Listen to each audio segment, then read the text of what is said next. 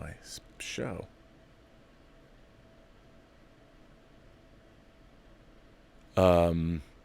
Well, let's try it again. Hopefully you'll be able to hear me. If not, we'll start again.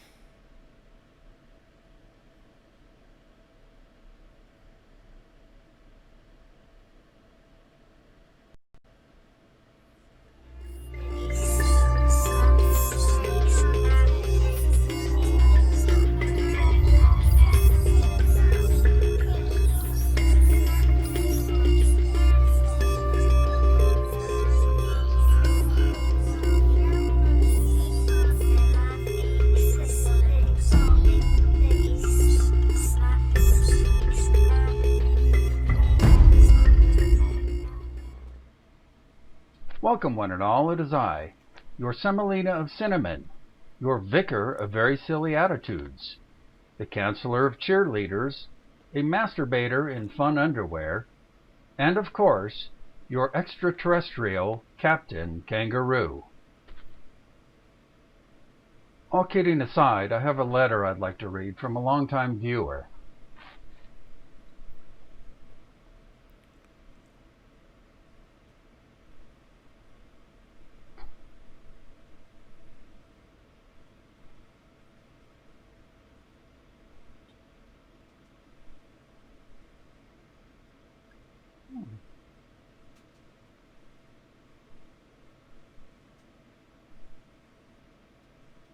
Well, that was nice. Anyway, that's going to do it for today's show. But remember, every person in heat has a story from hell that you have Yeti ears. All your hats with dew will glisten. And as always, have a nutter butter.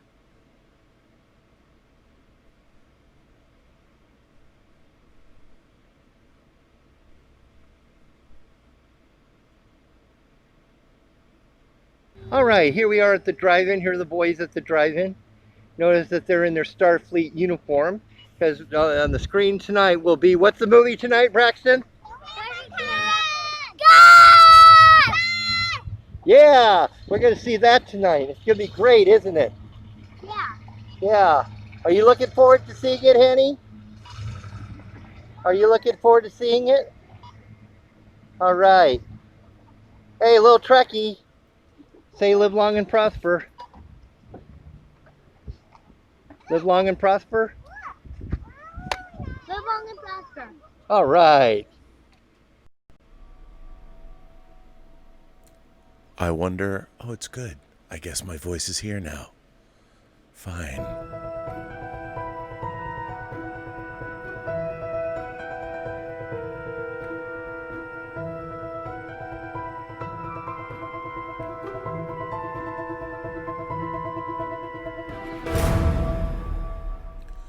Well, greetings, imagination connoisseurs. Let's hope the third time is, in fact, the charm. Once again, I am your Duke of Dope Discourse, your master of fun and wonder, your viceroy of verisimilitude, your archbishop of Banterbury, your sommelier of cinema, and, of course, your chancellor of cheerfulness.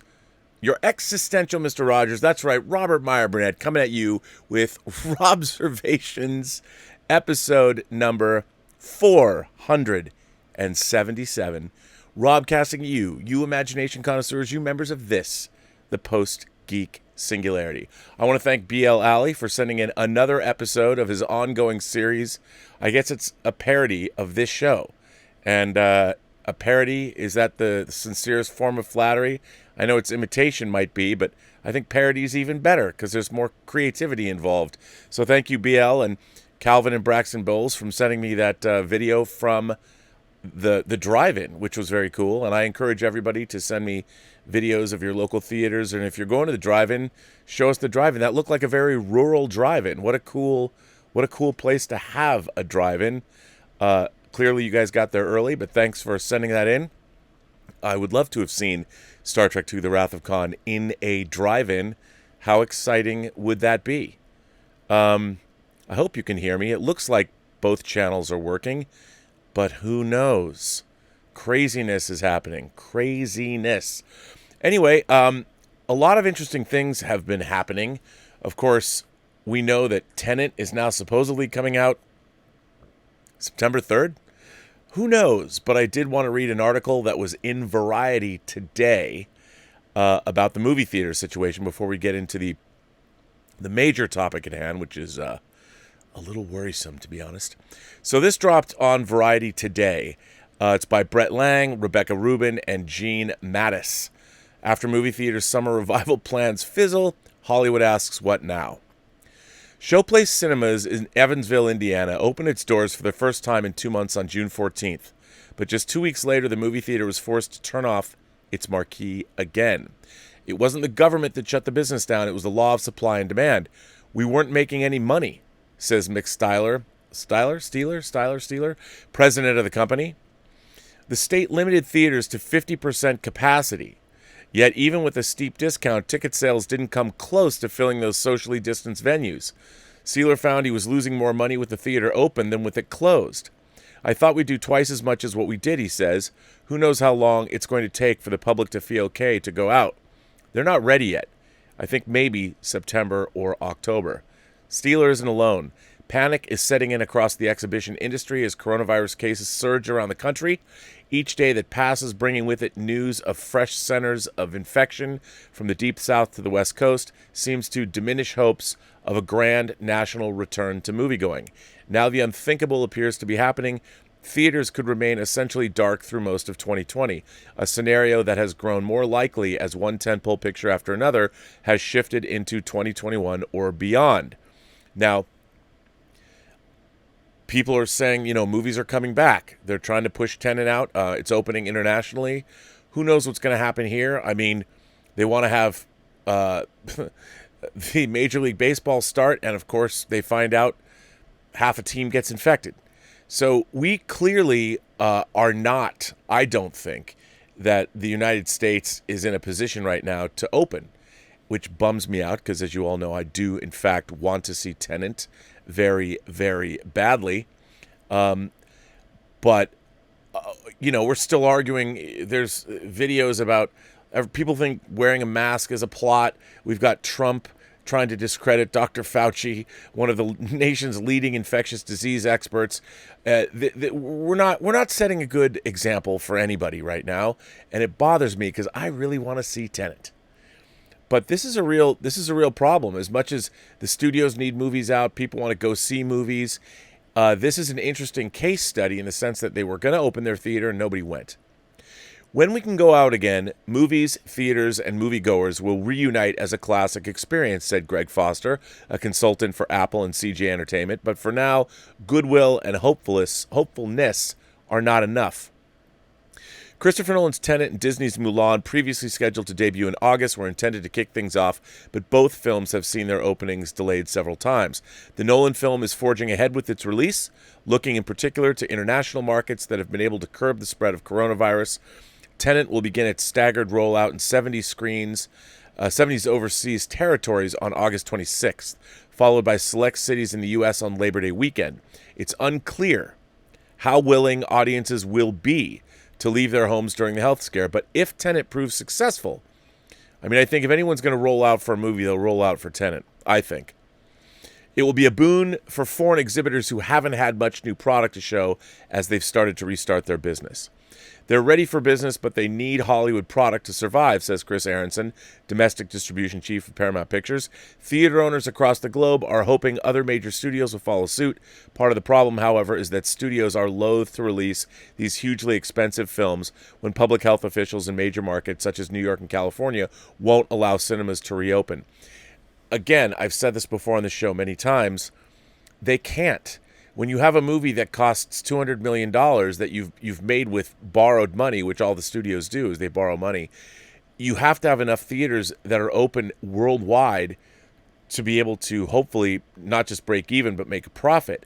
And for a movie that's $200 million, or in the case of No Time to Die, which we've heard that has been paid for, the money that was used to make the movie has been paid back probably by Barbara Broccoli and Michael Wilson themselves. So that's not a problem. But for a movie like Tenet, they're incurring interest costs. They were expecting to start paying back the banks. And they have to release the film, but they can't release the film unless they know that they're going to get enough of a return. And as I was saying on the John Campea show this morning, there's a precedent for this. Movies, big movies even like Star Wars and Jaws, they used to open, it was what was called a platform release or a roadshow release, when they would release a big movie to, say, 35 theaters. And they would build word of mouth, and it would open across an entire summer. Sometimes independent movies like Halloween or Romero's Dawn of the Dead, played state by state. They rolled out over the course of a year. Now, obviously, we live in a world where that's, especially if a movie's much more expensive, that isn't exactly ideal now in this day and age. But as I said the other day on our show, with a movie like the last Bond film, Spectre did 77% of its business overseas. And if overseas markets are indeed opening, well then, we might be able to see Tenet maybe not make back all of its money right away, but still do very healthy business. Assuming the movie's good, I would assume nothing less coming from Christopher Nolan. He has a damn good track record, at least as far as I'm concerned, so who knows? Theater owners across the globe are hoping other major studios will follow suit. Part of the problem, however, is that studios are loath to release these hugely expensive films when public health officials in major markets such as New York and California won't allow cinemas to reopen. If any distributor of a major movie wants to wait until 100% of markets are open for business, they'll be waiting until a vaccine is widely available, says John Fithian, head of the National Association of Theater Owners. The thing is, there's no coronavirus vaccines at all. We don't have any coronavirus vaccines. So the idea, look, I want to have a vaccine for this, but the idea that we're going to get one anytime soon, I mean, maybe we will. If there's a Manhattan Project push, which there is, but we'll see. That means there won't be any theatrical revenues for at least a year. They need to embrace a whole new business model. We're living through a pandemic. Look at that. Look at that picture. What a great piece of art of an empty theater. It's very sad. I don't like that at all. But Fithian's plan is risky. With budgets in the $175 million to $200 million range, Tenet and Mulan, we'd each have to take in roughly $700 million globally to make a profit. For a film like Tenet, which is shrouded in secrecy and depends on twists to keep viewers engaged, a staggered global release raises the likelihood that it will be pirated and have its mysteries revealed in a way that impacts its popularity. Other studio executives are scrambling to respond to the constant delays and pushbacks because when Tenet or Mulan moves, that has prompted other major studio releases from A Quiet Place 2 to Top Gun Maverick to change their plans. We're not going to be the first one out, Aronson says of Quiet Place and Top Gun sequels. Some suggest the exhibition industry could be looking into smaller movies that have set their sights on opening during the pandemic, like Solstice Studios' Unhinged, with Russell Crowe and Sony's romantic comedy, The Broken Hearts Gallery. They carry smaller budgets, so they don't need to break even. They don't need to break box office records to turn a profit. Our boy Dieter Bastian, a sacred son here at the Burnettwork, he has already seen it a couple weeks ago, as we know, in Germany. He had to fill out forms to do so. But theater owners aren't convinced audiences will venture out of the house for just any movie. I'm not so sure that it's a winning model for us, says Nick Steele, founder and owner of Eclipse Theaters in Las Vegas. Smaller films don't pay the bills. For that reason, Steele opted not to open his location, even when Nevada officials gave the go-ahead for cinemas to resume business. Spending the resources to hire back employees, restock inventory, and make the venue COVID compliant, only to shut back down again, he says, could be disastrous. I don't expect us to reopen until December or 2021, he says. I don't think the environment will be welcoming enough or profitable enough. There are a lot more hurdles beyond the state government allowing us to reopen. In the meantime, major chains such as AMC and Regal, which have billions of dollars in debt, are getting desperate. In some cases, they've renegotiated the terms of their debt agreements. Even though that's given them more runway and allowed them to pay their leases and insurance, they can't operate indefinitely by getting deeper and deeper into hock without the prospect of revenues coming in soon. The result may be a cascade of Chapter 11 filings, similar to what's happened in the retail space with the bankruptcies of J. Crew and Brooks Brothers. The industry that comes out of the pandemic is going to look very different, says Hal Vogel, a veteran media analyst. These are heavily indebted companies, and they're not going to be able to get out from under all that debt. That means that a business that was already shrinking is going to get even smaller and more consolidated. So, yeah, and there's a lot. I'll put the rest of this article if you want to read it. There's a lot of people basically talking the doom and gloom of this all. And unfortunately, I wish I could be the chancellor of cheerfulness about this, because we can't. I mean, unfortunately, as I try and put this into the live chat, my computer is not working well today. I don't know why. I apologize for that, but it's not. We're not in a good place. And something else happened today that I wanted to talk about that was also incredibly dire. And that is what happened at CAA. CAA, the Creative Artists Agency, is one of the biggest, if not the biggest, and most powerful agencies currently in Hollywood. And of course, as many people know, that was Mike Ovitt's agency. They really rose to power in the 80s, and they rivaled other agencies, the old venerable William Morris, and they became a real powerhouse here in Hollywood. Well, they announced today that they were having massive layoffs, and it isn't good. So here's the story. CAA to undergo significant layoffs amid pandemic. This is just not good. Since Hollywood's film and TV shut down mid-March, the industry's representation business has taken a financial hit. See, with a business like CAA, they're both producing content, they're producers on content, and their client list is one of the best in Hollywood. And if nothing's happening, they don't get their commissions. And I can only imagine how disastrous it is. If you look on the thumbnail of, well, I'll show it to you again, this thumbnail, this is their building, their new building in Century City. It's known as the Death Star. And this is a large piece of real estate in one of the most expensive areas of Los Angeles. And I don't know if they own the building outright. They might own that building outright, but still, it's not good for them, because there's literally, not anything is happening.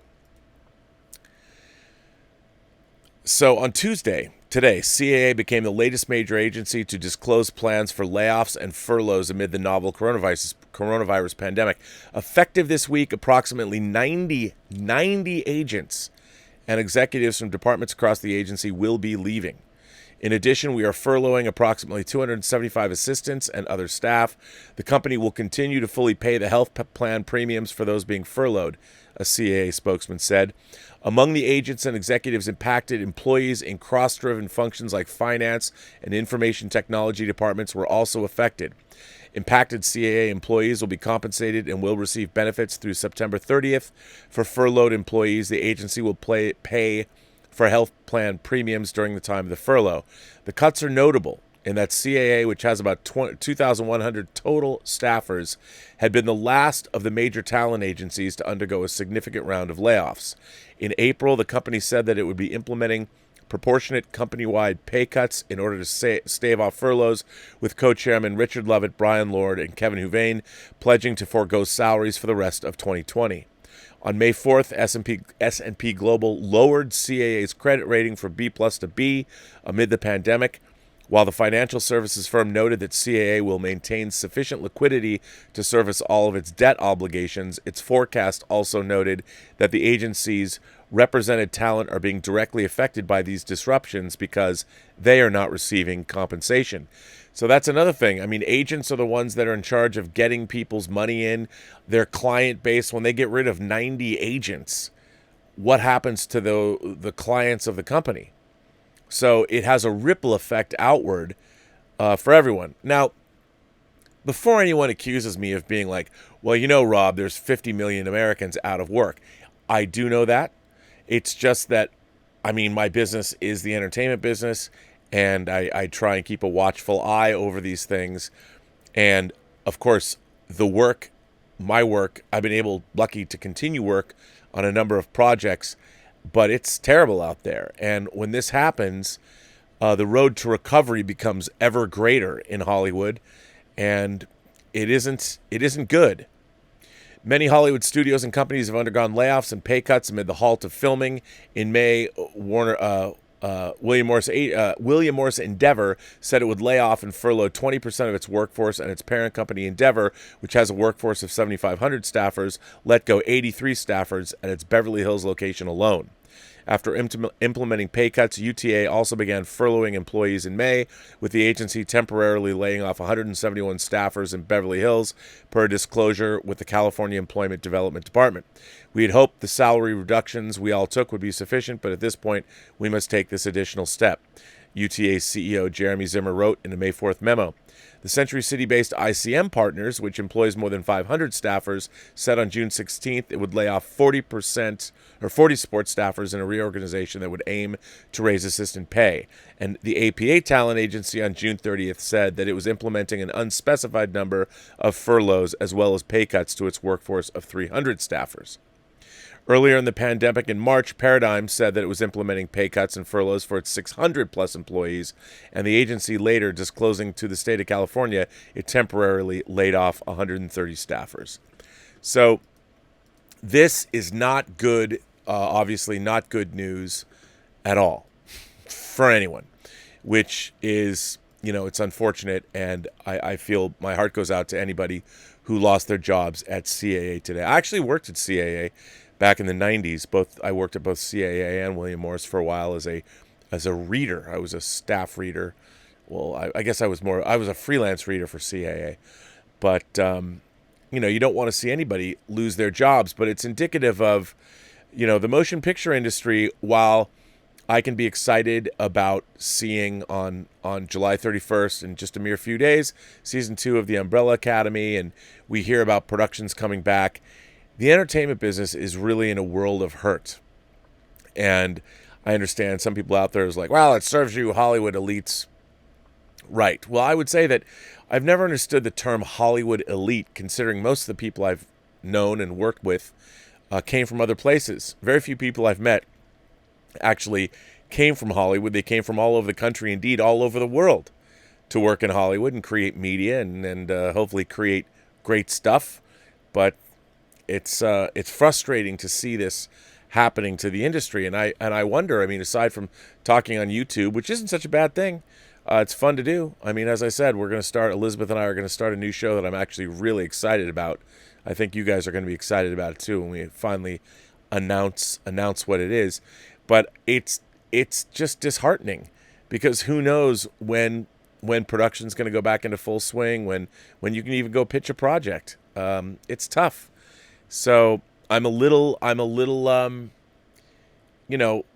a little bit more pessimistic every day, but just about the state of the industry. I want to see it survive. I want to see it move forward, and it's my chancellor of cheerfulness sometimes it gets trying, reading about the unhealthy state of the entertainment business. But then again, let's talk about the unhealthy state of the entire country. So hopefully we're going to lick this thing, and we'll do it relatively quickly, because we need to certainly do a better job of it than we're doing now.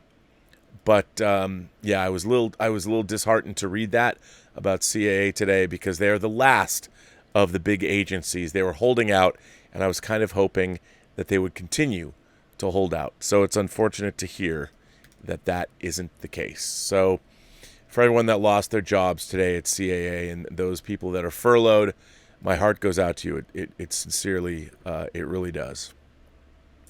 So anyway, I've got letters, ladies and gentlemen, and the first one I have is a letter from our chairman, Jeffrey Mao. And here it comes. It's coming at you. This from Jeffrey Mao, the chairman.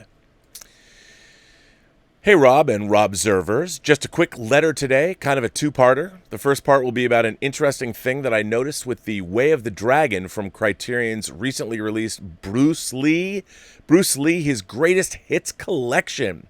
The second part will be a bit of an elaboration with what I started to talk about in my last letter with regard to changing my buying habits. So I popped in The Way of the Dragon on Saturday, as I didn't remember much about the film, especially the beginning. While watching it, I got the feeling that there was stuff here that I hadn't seen before. So to verify my suspicions, I put in the DVD of The Return of the Dragon, as it was originally called here, from the Bruce Lee DVD set that I have. By the way, it had been a long time since I saw a DVD of a live-action film, and yeesh, it was rough looking.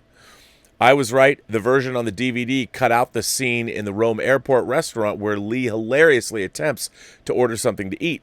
He ends up pointing to the soup section of the menu, which incongruously says Campbell's on top. The hapless waitress then delivers a whole tray full of soup bowls to him.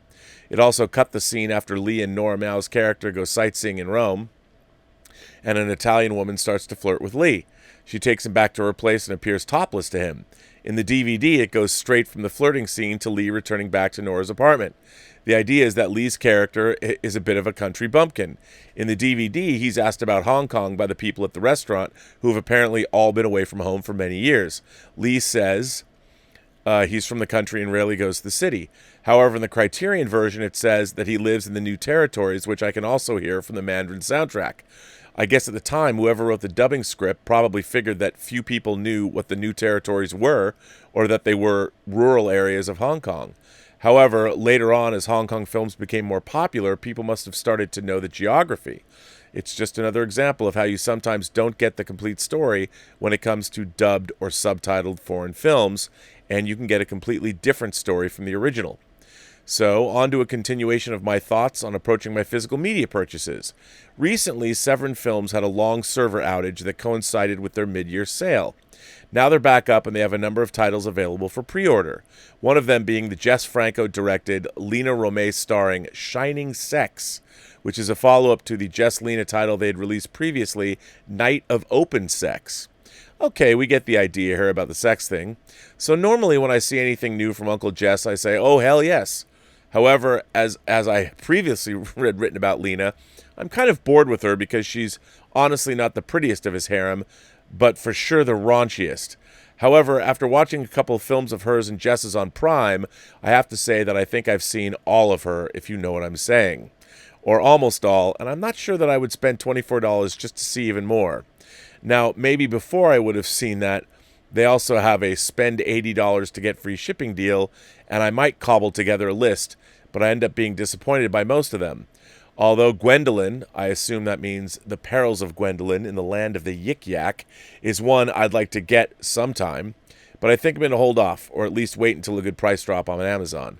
In fact, like I mentioned in my last letter, a cursory glance at Amazon shows most titles have a better price, except for the Shining Sex pre-order, as Amazon wants $29, compared to Severin's site listing it at $24. I'm going to follow Films at Home's advice about not buying on release unless you really want it. But what is more interesting to me, and also partially Jess-related, is Indicator's upcoming Christopher Lee Fu Manchu set. This looks awesome. It has all of Lee's films starring as Fu, and two of them were directed by Jess Castle of Fu Manchu and The Rip Blood of Fu Manchu. The bevy of beauties are impressive as well, with Jess stalwarts Maria Rome and Rosaba Neri, and Sai Chin, who plays Fu's evil daughter in, I think, every film. Sai Chin is probably the most well-known to us for having played the Hong Kong girl in You Only Live Twice, named Ling, who gives Bond the very best duck before setting him up to be killed. Jess's late 60s films are actually quite interesting, and I'm looking forward to seeing how his Fu Manchu films compare. So that's what I have today for you and the crew. I got my Warner Archives haul in, and hopefully can give a review or two on them soon. Thanks, Jeff. P.S. Your remark on the Elizabeth's Sing Street episode about how all girls drove golf cabriolets in the 80s is absolutely true. I saw Fraternity Vacation in private school, and what were the girls' cars? Golf cabriolets. Yeah, it's true. All girls had white cabriolets with black cloth soft tops, at least in the mid to late 80s. So I don't know why that was. It just was. I mean, I guess that was the car to have. Probably so you could be seen while you were driving. But I made that quip. Yeah, I just got my Arrow shipment in right back here. I'm pretty excited about the Arrow titles that I picked up. So, yeah. And that's always good. Well, thank you for that, Jeffrey. I appreciate you sending that in. Always a good thing to get a letter from the chairman. So I've actually got quite a few letters today, to be honest. I guess because I wasn't here yesterday doing the show. So let's just start out and see who's here today. You know who's here today? Guess who's here today? Guess what I'm going to start with today? That's right, Willow Yang. A great letter from Willow Yang. Willow Yang says, "Greetings, Rob. With all the developments in the Snyder cut of Justice League, I'm writing to discuss my thoughts on Batman v Superman. I personally didn't think the movie was absolutely horrendous. However, I did not particularly like it either. I've generally enjoyed Zack Snyder's work. I like the director's cut of Watchmen. I like 300. Hey, it's hard not to like something that features a bunch of muscular men fighting in leather tongs. And I like Man of Steel. However, I do feel that Snyder can be a little self-important at times, and I do think Batman v Superman suffers from trying too hard to appear profound. While there are definitely a lot of elements that I appreciated, overall, I found the movie to be bloated, bombastic, and unnecessarily convoluted. When it comes to the casting, I didn't hate Jesse Eisenberg's Lex Luthor as much as some others have. I didn't either. I liked it. I thought it was an interesting take.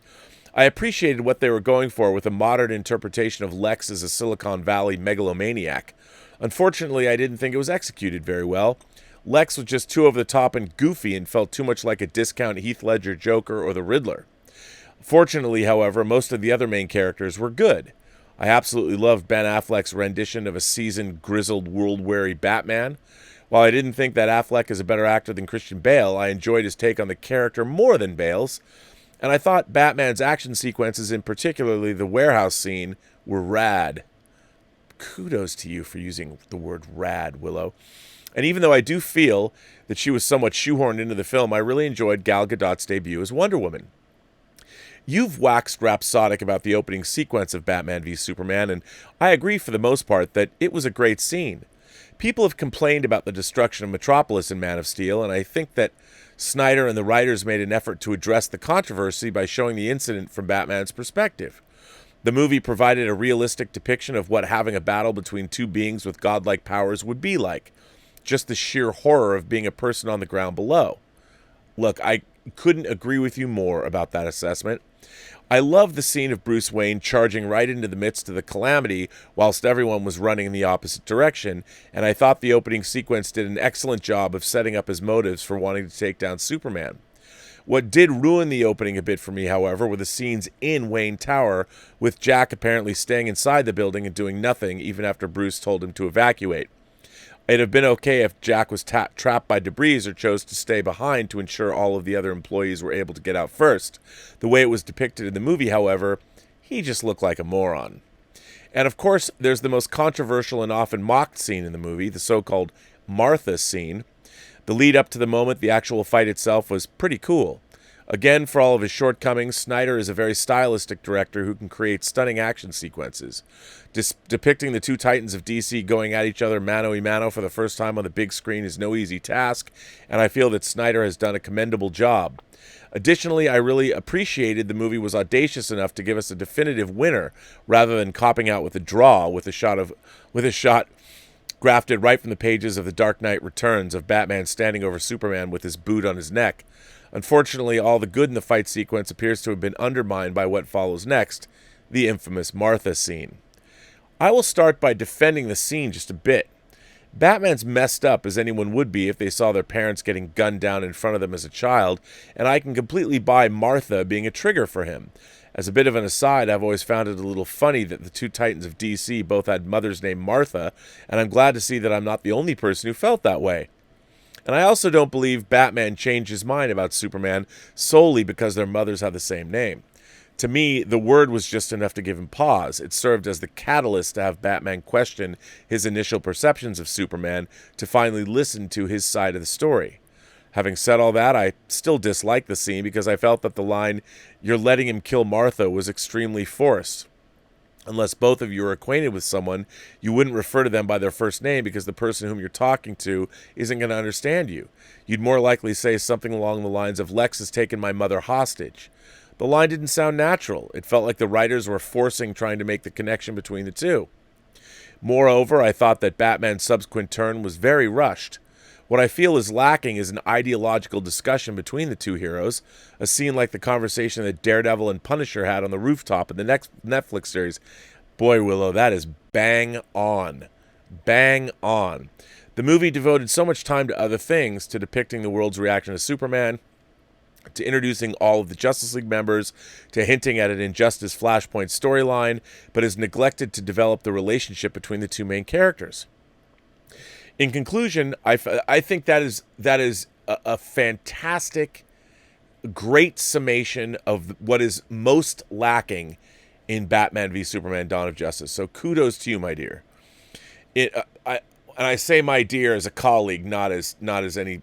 I don't mean it any other way. So I should say, not my dear. I should say my fellow traveler or my imagination connoisseur or whatever. So I apologize. In conclusion, I found Batman v Superman to be a rather frustrating movie. I do see sparks of brilliance throughout the film, and I do feel that there is potential buried somewhere in the bloated mess.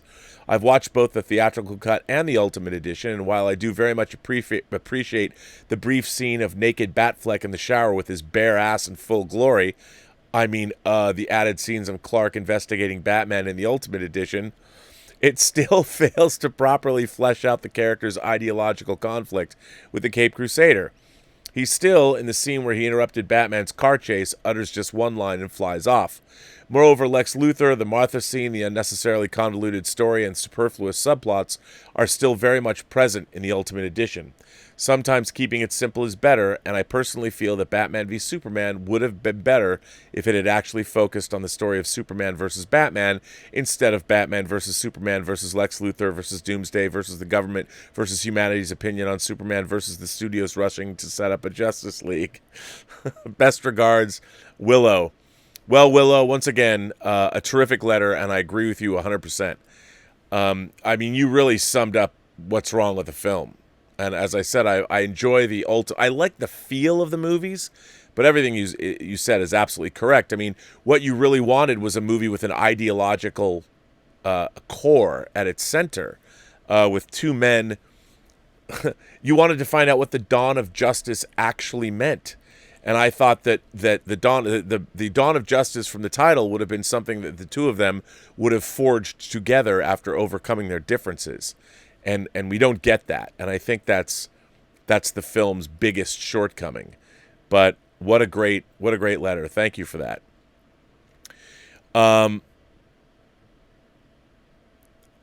Let's see.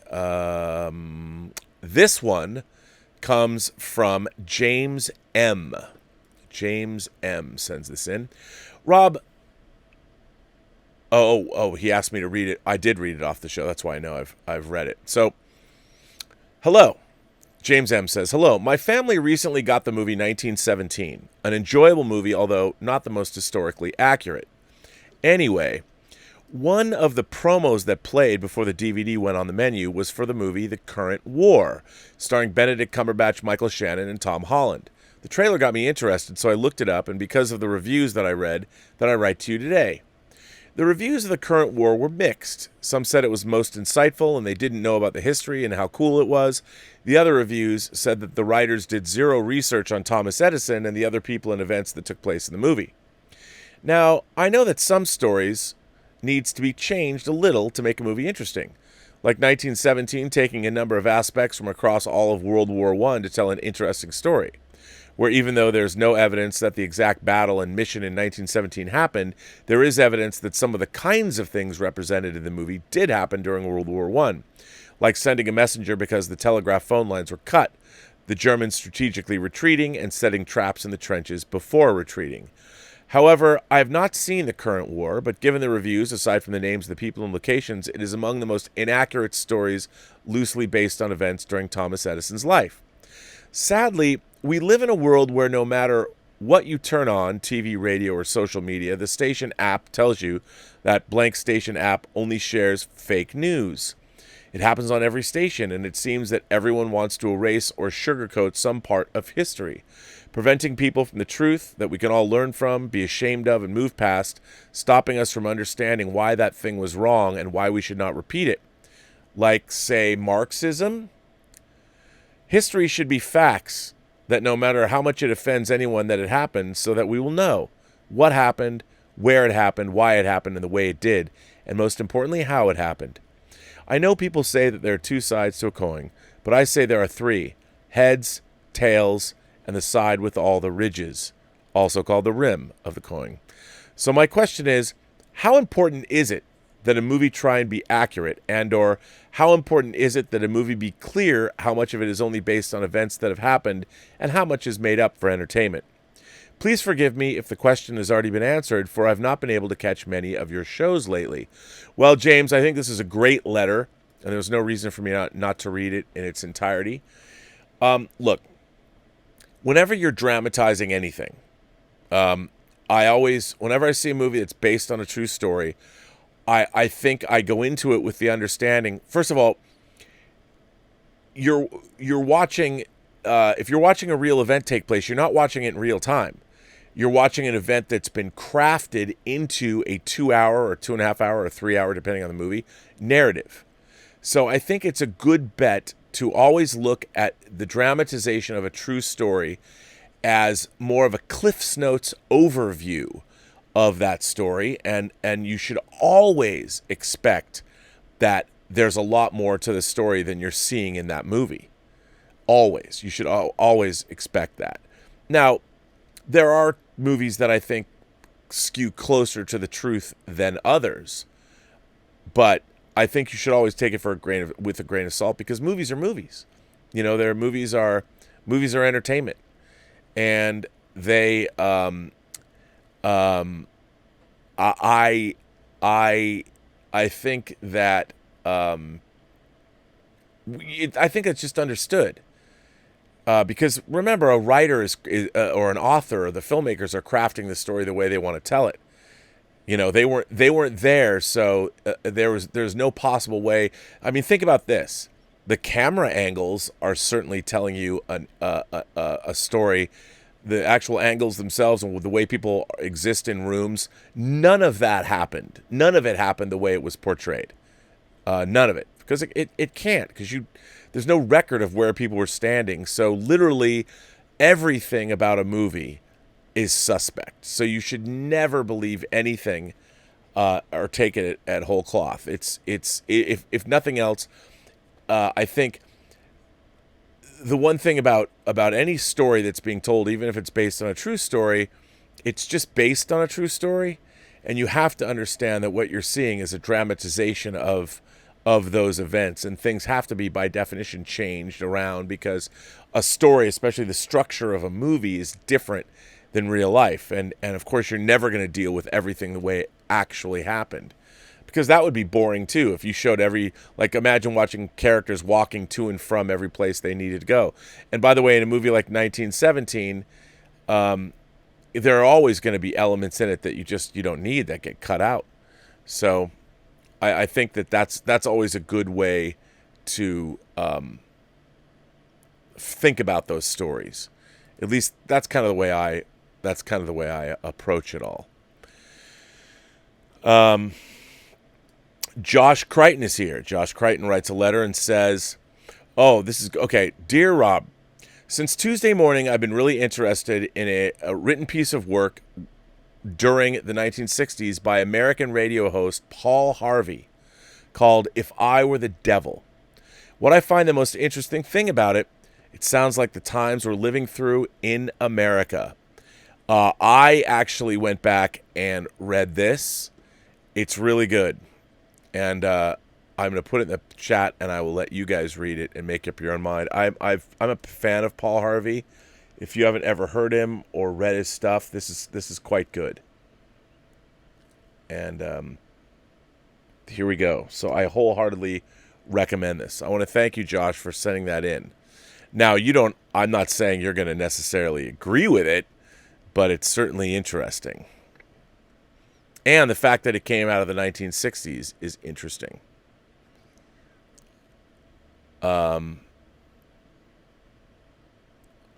Wow, I guess there's more breaking news. Hang on. Dean Mikatich is here. Dean says, "Hi, Rob, in the Post-Geek Singularity. My youngest child asked me where I first watched Star Trek. I know it was before I moved out to Gibraltar in the late 80s, and I knew it was on the BBC, but I was curious to know when, so I did a quick search and found something very interesting about the show on British TV. The following has been taken from Wikipedia. Star Trek was first broadcast in the United Kingdom on BBC One starting on July 12, 1969, with the episode Where No Man Has Gone Before. Oh, they got it right. The first episode broadcast in color was Arena on November 15, 1969. The episodes were broadcast in a different order than in the United States and were originally aired in 4 seasons between 69 and 71. Wow.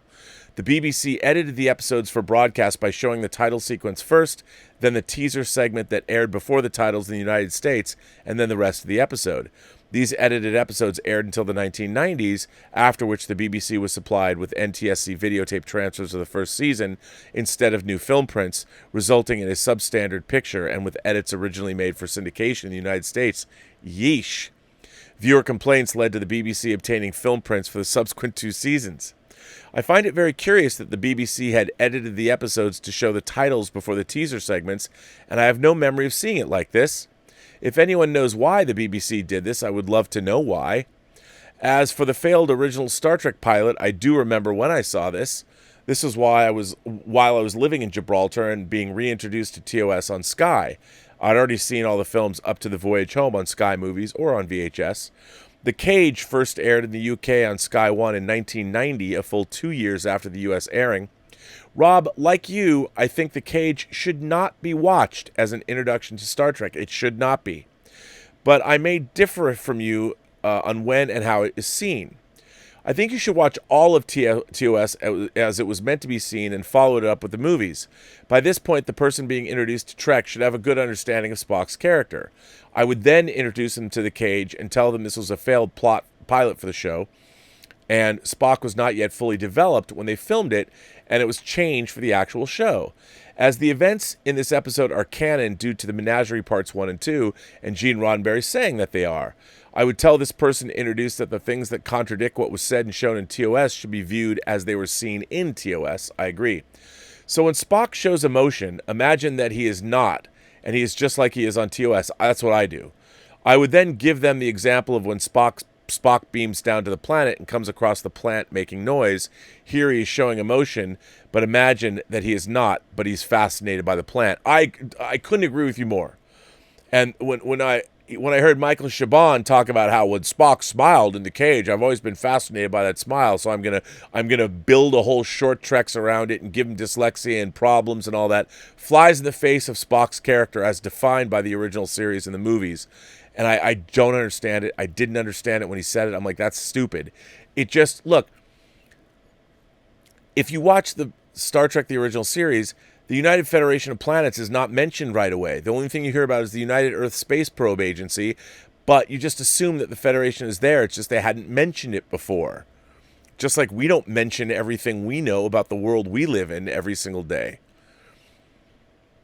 When I now watch The Cage, I watch it like this, and the inconsistency between the episode and the main show are no longer as issues, and fits with canon with no problems for me. So, Rob, do you and fellow Trek fans watch The Cage like this, or do you think it should only be seen as an example of where the franchise could have started, and only what was seen in the Menagerie to be considered canon? Peace and long life. Well, Dean, it's funny that you mention this, because I was having this conversation just yesterday. I've had this conversation, obviously, many times. I don't think The Cage should ever be viewed, the standalone version of The Cage should be viewed as canonical at all. The Cage did not happen. The Menagerie happened, and all the footage they used in the Menagerie, that happened. So in that context, I think it works. Now, remember, what I would say is that the Telosians are creating that broadcast. So I've always chalked it up into my mind as a production issue or whatever, that smiling Spock is actually something, it's how the Telosians are projecting it. Now, maybe their memory is Spock's delight. I mean, the thing about Vulcans is they have emotions. Vulcans have emotions. They used to be very passionate people, just like the Romulans are. However, they've applied the disciplines, the mental disciplines that were first outlined by Surak, and that's how they became their logical selves. They have emotions. That's why during the time of Ponfar they lose control. They don't have their mental, whatever the mental disciplines that they've given themselves are stripped away from them. So if the Telosians were projecting something that they got out of Spock's mind, in his mind he probably felt delight. As a scientist, as an explorer, when he touched the plants and they stopped making that noise, he smiled about it. That's how they read it. So the Telosians are sending this projection. It's not like, they're doing it from camera angles and things like that. So over the course of the series, if you watch anything that was in the cage, when it's put in context with the menagerie, if there's anything that doesn't link up, it's because what you're watching is a projection that the Telosians are giving you, which is the memories, the mental memories of everybody they telepathically touched or whatever. So that's exactly how I've always viewed it.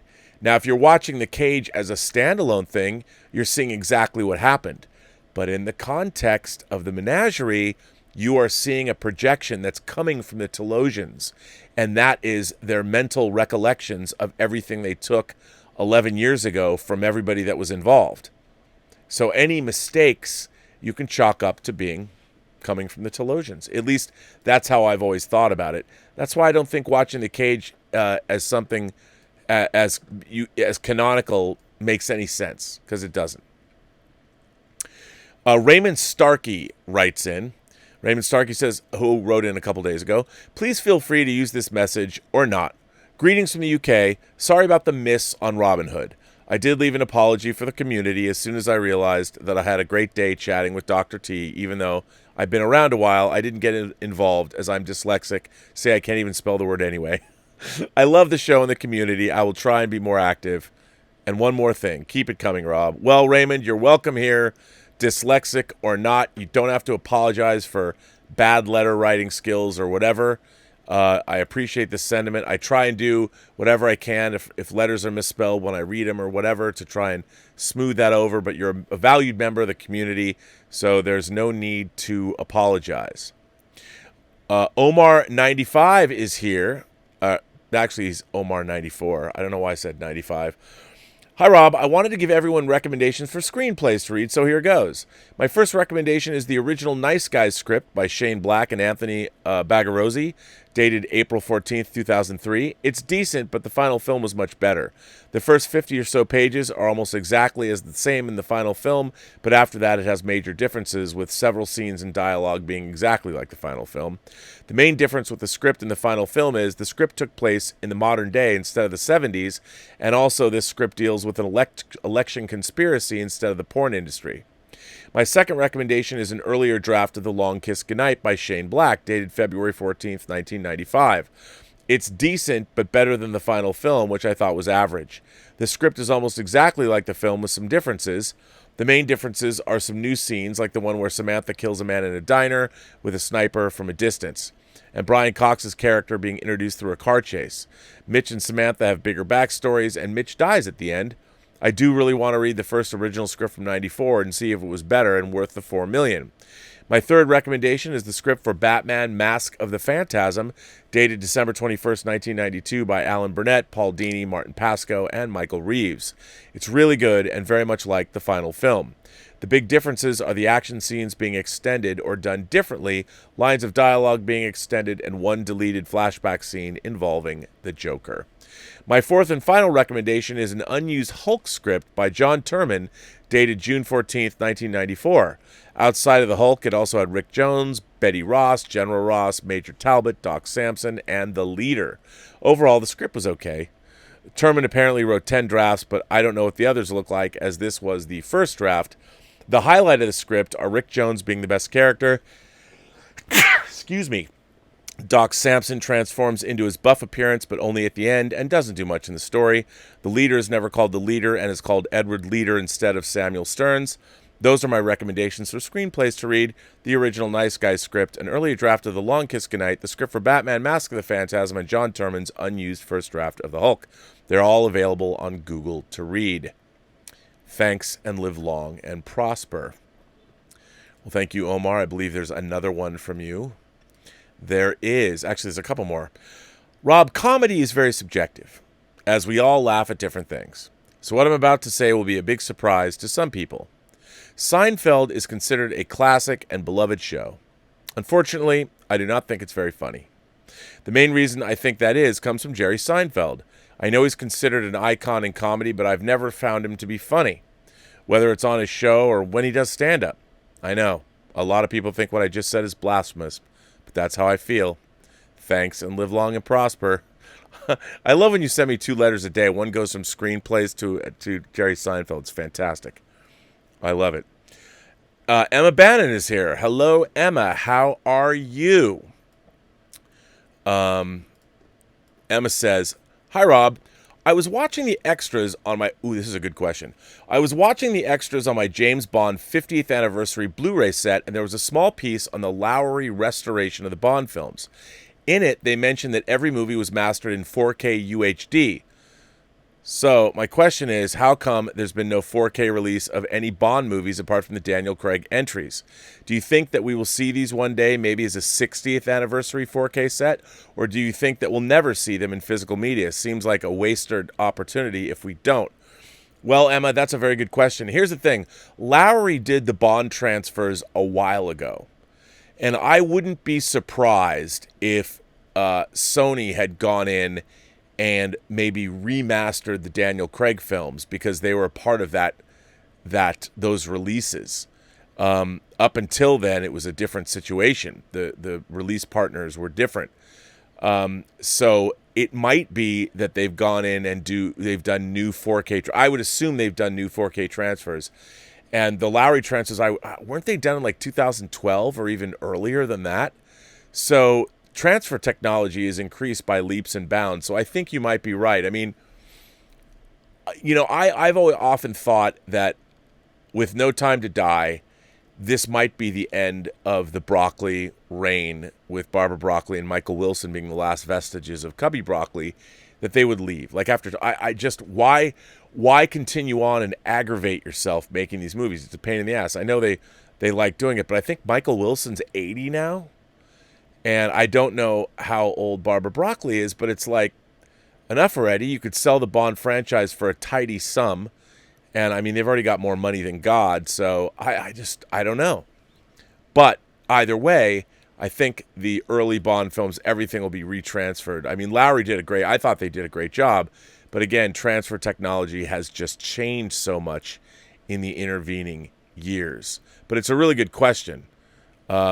And I certainly would like to see those Lowry transfers and do them at 4K, because I don't think they had UHD technology back then. Mario. Well, actually, before I jump into that, let me go see what are you saying? Let's see what you're saying, because I haven't looked. First of all, there's a couple things back here that I want to get to. That I didn't get back to. These are all from Whining About Movies. There's people that send in chats from yesterday, and since I didn't go on, I would like to go back, beginning with Willow's tip from yesterday. Willow said she was talking about the ongoing controversy about Man of Steel and Superman 2 and the way Superman treats Zod.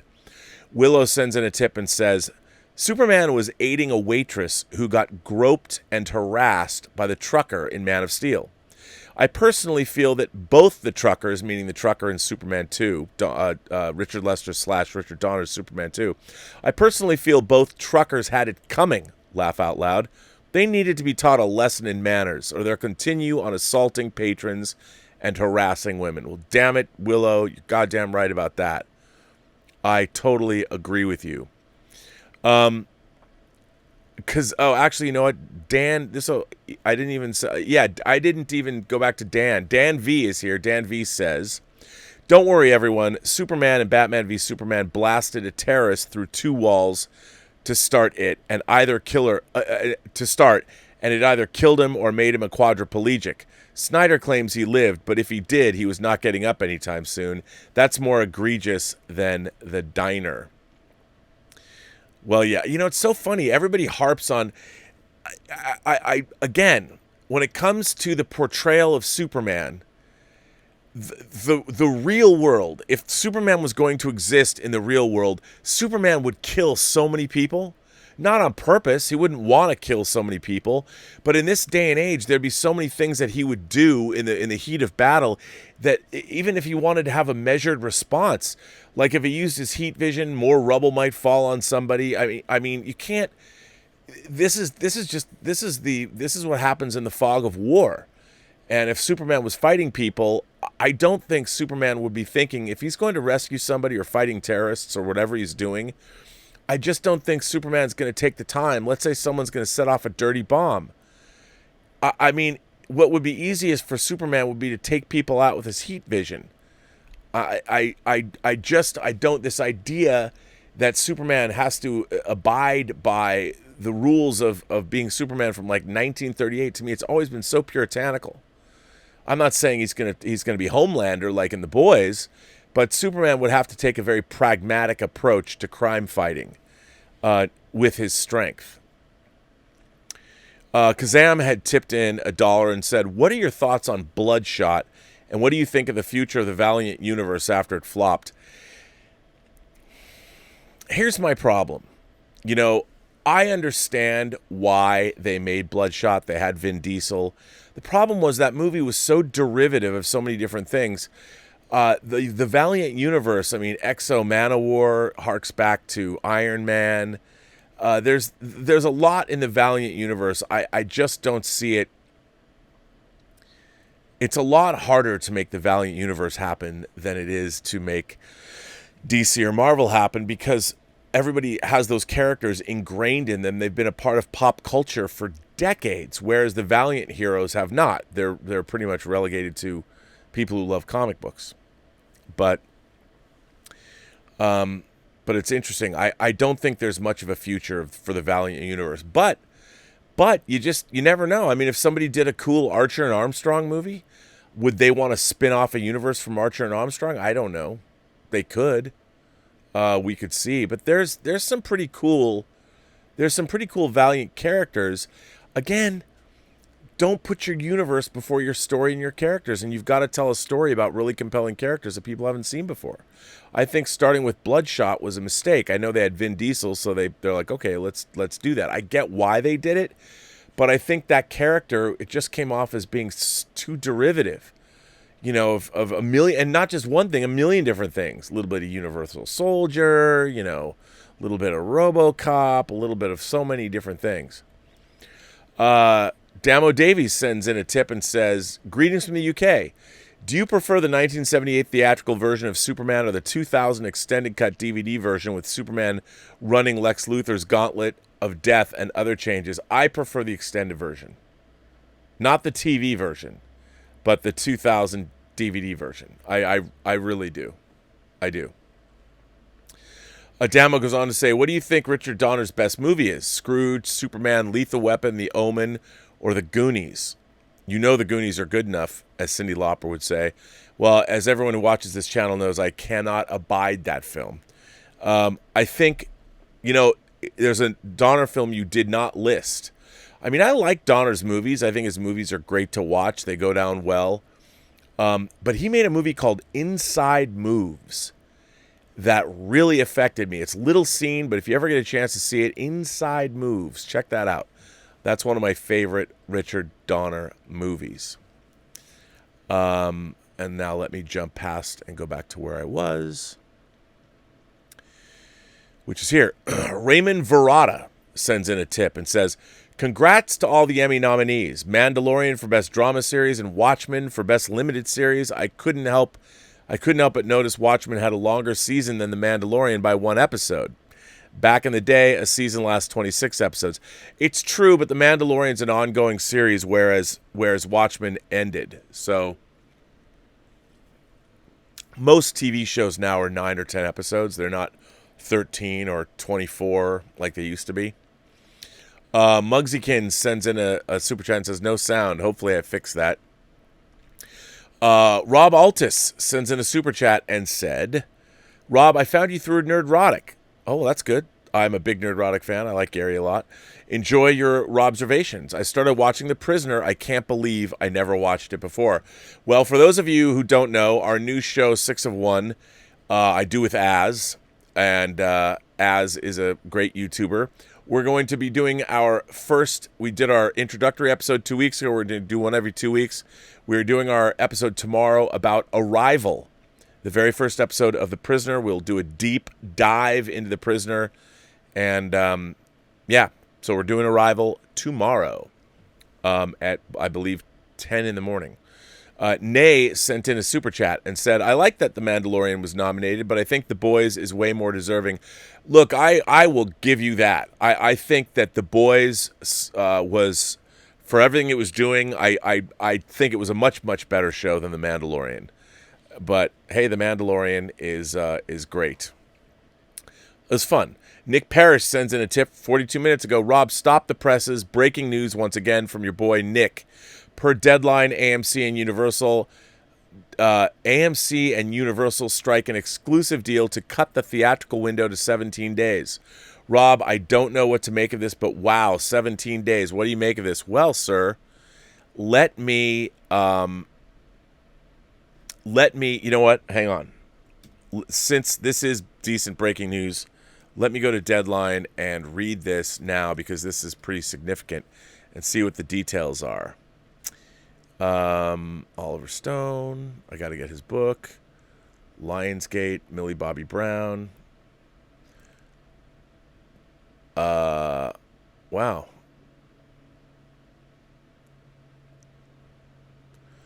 Quibi pulls out 10 Emmy nominations.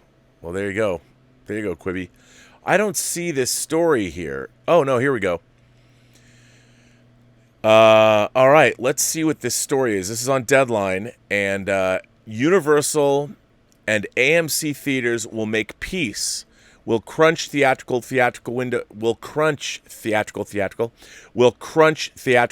for 17 days with option for PVOD after that. Wow.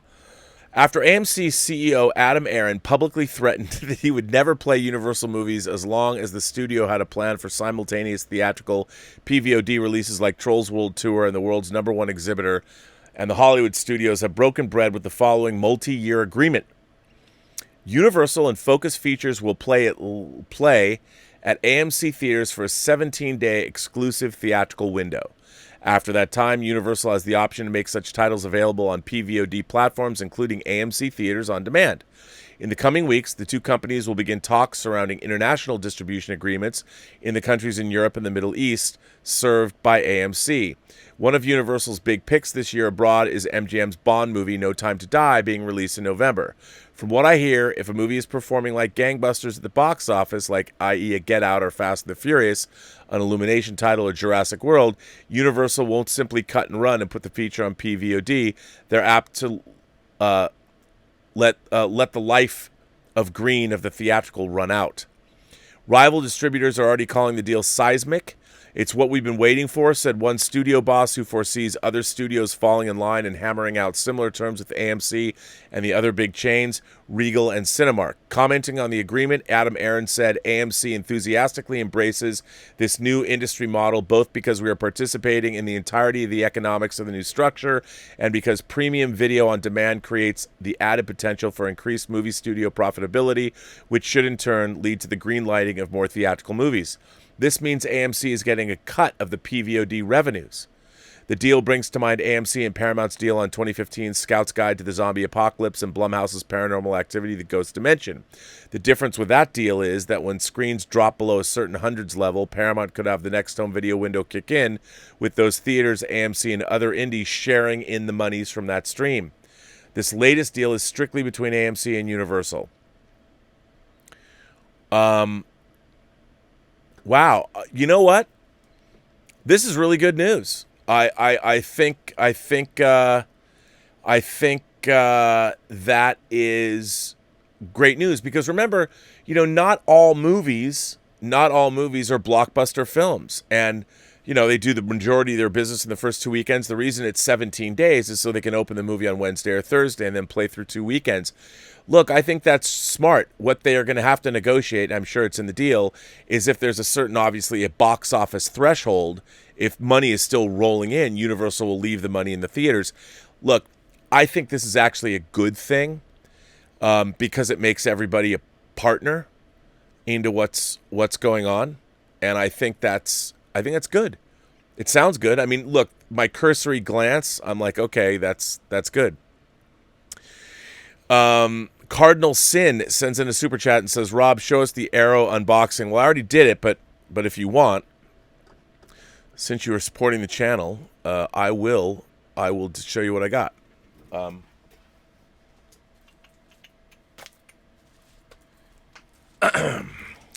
The films of Jose Larraz, including Vampires. I got this box set, which is what I wanted.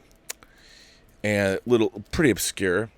I had not picked up their Andromeda Strain disc, so I got that, because I love the Andromeda Strain. And Aniara, which I've talked about many, many times. I got their disc of this.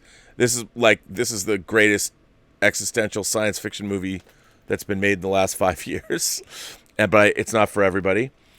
Tommy Lee Jones and the John Carpenter penned Black Moon Rising, because it was cheap. How to Be a God. Now, this is based on a famous Russian science fiction story. I've never seen this movie. I've wanted to see it, but it's about Earthmen that go to an alien planet and have to deal with the situation there. Andrei Zulewski's Cosmos. This is the guy that directed Possession, that I've talked about. The movie Possession. We did a whining about movies about possession. And then finally, a movie called Daniel Isn't Real, which is recent. And I don't know why I got that, but I did. So that was, and then this is also the time to say that Throg, when I was ordering these things, the thing that I didn't remember was Stormy Monday. And Throg, this is a early Mike Figgis movie with Roger Deakins photography. Throg picked this up for me because I had mentioned on the show that that was very nice of Throg. So that's what I picked up at the Arrow sale. Honestly, there's very few Arrow titles left that I want that I don't already have. I love Arrow. They're one of my favorite labels. So that's what I picked up from them. A lot of these I think are Region 2, but that doesn't really bother me. So yeah, there you go. That's what I got, Cardinal. Mark C is here. Mark C says, Rob, Dr. Fauci doesn't follow his own advice. He was seen at a baseball game not wearing a mask, sitting next to two people who were, with no social distancing. Not someone I'd listen to either. Look, the man's credibility is I mean, the guy, he's an expert. And I saw that picture. Maybe you sent it to me. I saw it on Twitter. Look, I understand that the people that he was with, he wasn't social distancing. If those were his fellow doctors that maybe he took down his mask for 2 seconds to eat something or talk on the phone. I don't know what he did. Yeah, it wasn't a good look, but he's not sick. And I mean, if you're not going to trust one of our biggest or greatest infectious disease experts who has decades of working, I mean, I think at some point, we have to. I mean, somebody makes our great technology, and somebody does all the things that we need done. And I find this trend to want to discredit scientists and people that are leaders in their field to be not just a little disturbing. I mean, not everybody is part of a major conspiracy to do everything. I mean, there are people that, we have to believe at some point that there are the powers that be. There are some people that are who they say they are, and I think that how Trump was trying to discredit Fauci publicly, I don't understand that at all. I mean, you know what? We are never going to progress the way we treat people that are experts in their fields. We would never get to the moon today. If John F. Kennedy were alive today and said in 10 years we're going to put a man on the moon, we would never do it. Because half the country would be like, nah, they can't do it. I don't believe them. You know, they're lizard people. I mean, when do you, if somebody, what happens is everything he's been trying to do, this entire situation, this entire pandemic has now been politicized, and the actual, what happens during diseases, which, by the way, has been pretty much proven all around the world. We're the only country that hasn't been able to come to grips with it because we have turned into a bunch of crazy conspiracy theorist numbnuts that we it's just unbelievable. We refuse to believe we're in the midst of a global pandemic, and we have not done what it takes to suppress it. Where everyone else, every other country in the world has. Everybody has. And we haven't. Why is that? Why is that? I would put that to you. We're trying to discredit Dr. Fauci, and yet this pandemic is raging in this country. People are still telling me that, Andrew Cuomo was sending people to long-term healthcare facilities all about money and this, that, and the other thing. And it's like, oh my God, we are lost, and we are falling into authoritarianism. It's crazy to me. It's crazy to me. Yes, I have to tell you. I went into a place yesterday where I sometimes was sit next to people. I've been quarantining at home pretty much since March. Since March 13th, I think, was the time I've been here at home. And the only time I go out is to the grocery store. And there are sometimes, before I go into the grocery store, I have my mask dangling from my ear, but I still put it on. And they hit me with hand sanitizer when I go in. I mean, but I understand. I saw that picture and it pissed me off. I'm like, great, that picture was taken, but it's like nobody stops to go, okay, was his mask off for 2 seconds? Those people that he was with, had they been quarantining for, a month? There's no context with that picture. It's just one image with Fauci with his mask off sitting next to two people in what looks like to be stadium seats somewhere. Maybe they had been quarantined. I mean, we don't know. It's just, we show the image without context, and then it's like, don't believe Dr. Fauci. Well, what? Did he not get his doctor? Is he not really a doctor? I mean, you got to, at some point we have to start believing in our experts. It's our experts that gave us all this wonderful technology that we have now. Between everyone talking about Bill Gates microchipping us, microchips. I mean, people talking about microchips. We have much better technology now. Jason Whitcomb says Dr. Fauci was most likely sitting next to two people who've been tested and they were negative. And you can bet he's been tested as well. Sorry, Mark, appearances can be deceiving. But hey, I trust a doctor, not a reality show hawker myself. Well, that's the thing. I mean, I think in this, what we're seeing now, and not to get overly political, but there is this very strange tendency in this country now to want to discredit, to discredit our experts. And the fact is, we do live in a technologically advanced society because we have a lot of people that built the technologically advanced society, and we have failed as a nation to put a lid on this coronavirus outbreak. Every other country in the world's done a better job than we have. Every other country, everyone. Can't deny that they haven't. We're still arguing over whether COVID is really killing people. They're inflating the numbers to get money. They're doing this, they're doing that. I mean, it's unbelievable. It is unbelievable. And other countries have had much more authoritarian ways of doing this, and they did it. They handled it. They got rid of it. They took care of things, and we haven't. I live in LA County. It's raging out of control still here. And, half the people don't want to wear masks, talking about, well, it's violating my civil liberties. Or YouTubers that I respect are doing whole shows about how I don't believe in wearing masks and all this. I'm just like, it's unbelievable. It makes me bonkers. Sean M. sent in a super chat and says, I come from the school of not having to reconcile every inconsistency in Star Trek. The Cage came first, therefore watch it first. Yeah, but The Cage didn't really come first. The Cage was a pilot that was rejected, and then it was retooled. And it was retooled in brilliant fashion in the Menagerie.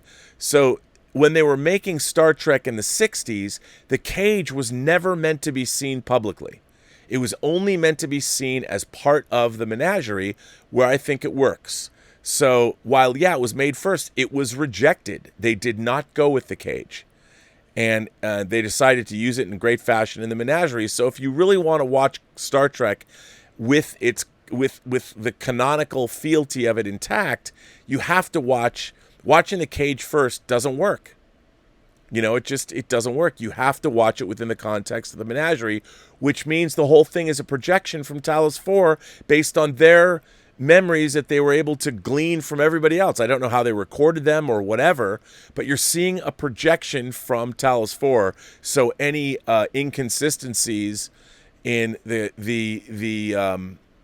like when Spock's like, the women, you know, whenever those inconsistencies in his character might have happened, it's easy to write that off and say, well, that was their interpretation of what happened based on what everybody was thinking and feeling at the time.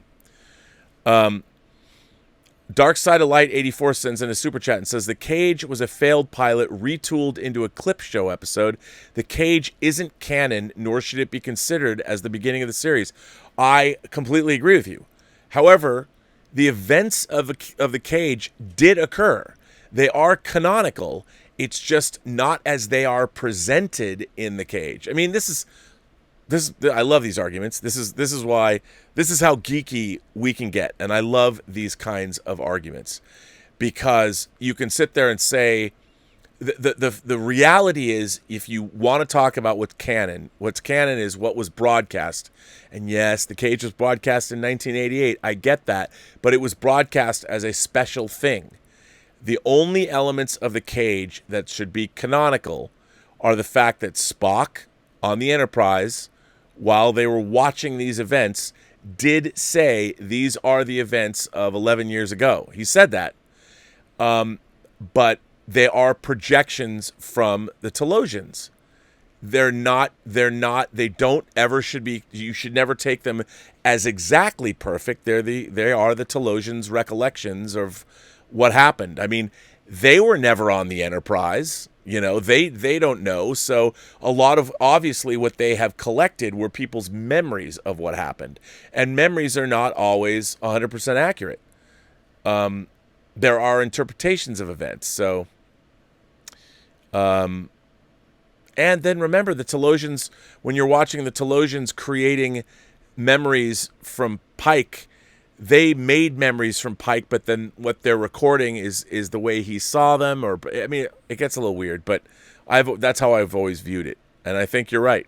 But this is why I love having these kinds of arguments. It's awesome.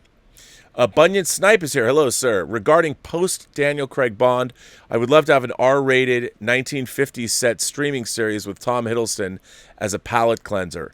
Hey, man, I would, after watching Man from U.N.C.L.E., I'd love to go back to the 60s and do it. I mean, see Bond as a naval commander, some kind of a Cold War mission, even before he was up for being a 00. Maybe his first intelligence service, maybe the first time he worked for MI6 before he was a 00. Something like that could be cool. Bunyan Snipe goes on to say, Superman is hugely overpowered, even the post-crisis version. It's the reason it's so hard to make a good Superman video game. Oh, I agree. I think Superman is way overpowered. Way overpowered. I totally agree with you. 100%.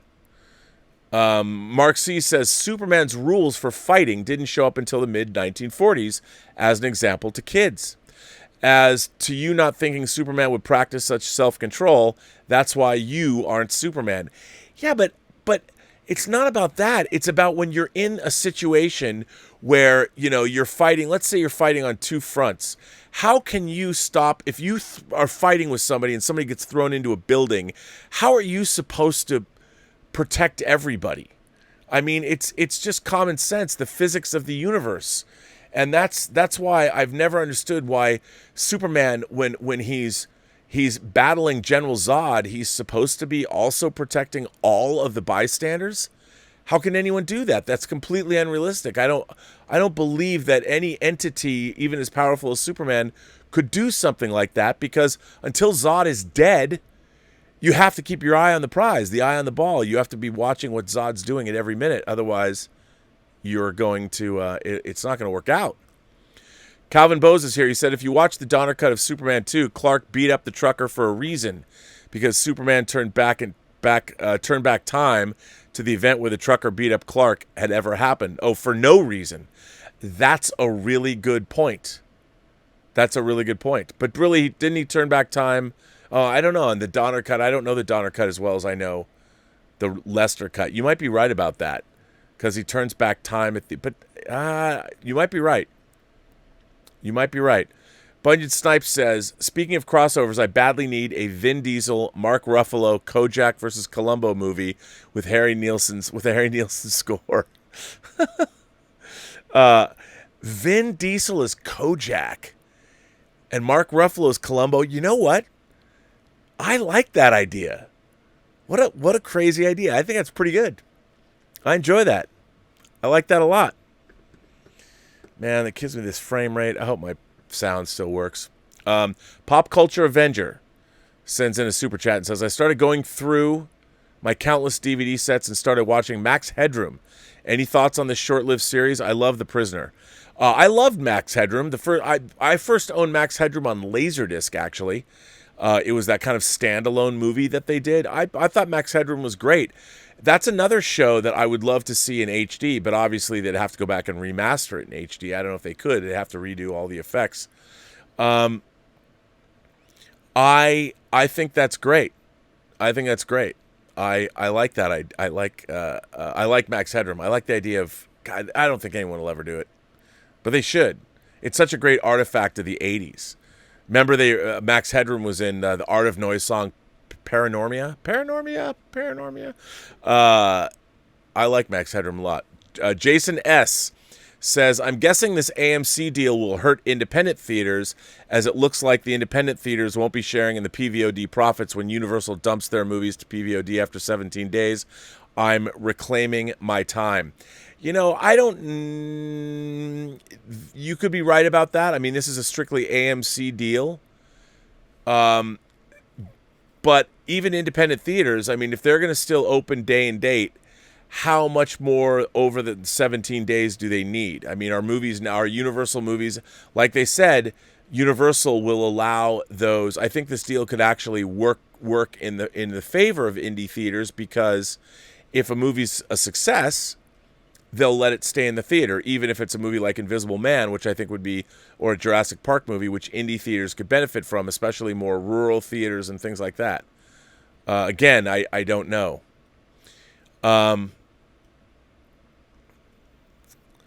Let's see. Jason S. says, authoritarianism is when governors and mayors allow masses of people to protest and riot because they love their message, while they open a criminal investigation because they saw pictures of people at a concert, or arrest people for running their businesses. I agree. I agree with all of that. We have lost all common sense in this country, as far as I'm concerned. There is no rhyme or reason to anything. I think we've allowed identity politics run amok, and it's damaging to everyone. To everyone. The fact that let's bring back dialogue and discourse and healthy debate. We have people demanding you believe what I believe, or else I will sick the mob on you. It's not good. It's not good, and I'll tell you something. The way that the left has been acting, the far left, I think they are going to push people that basically agree with them to maybe vote for Trump again. And then the left will go nutty, go wacky. And then what's going to happen?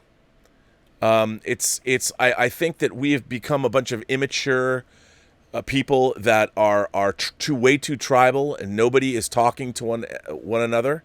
We aren't having healthy debate. And the idea that speakers aren't allowed on college campuses because people, I don't like your message. Well, okay. But you don't like my message, but you should allow me to speak. And if you want to denounce me, why don't you hear what I have to say and then rebut, or bring a speaker to rebut me? I mean, it's terrifying to me how we're getting rid of healthy debate in this country. And what's going on, whether it's stormtroopers on the ground in Portland and protesters. I mean, protesting is a luxury. It is a luxury we have in this country that's guaranteed by our Constitution. But what isn't guaranteed is how many minority small businesses were destroyed because of these protests. And people tell me that, well, you should, it's okay that in these protests, some people's businesses were burned out. Why?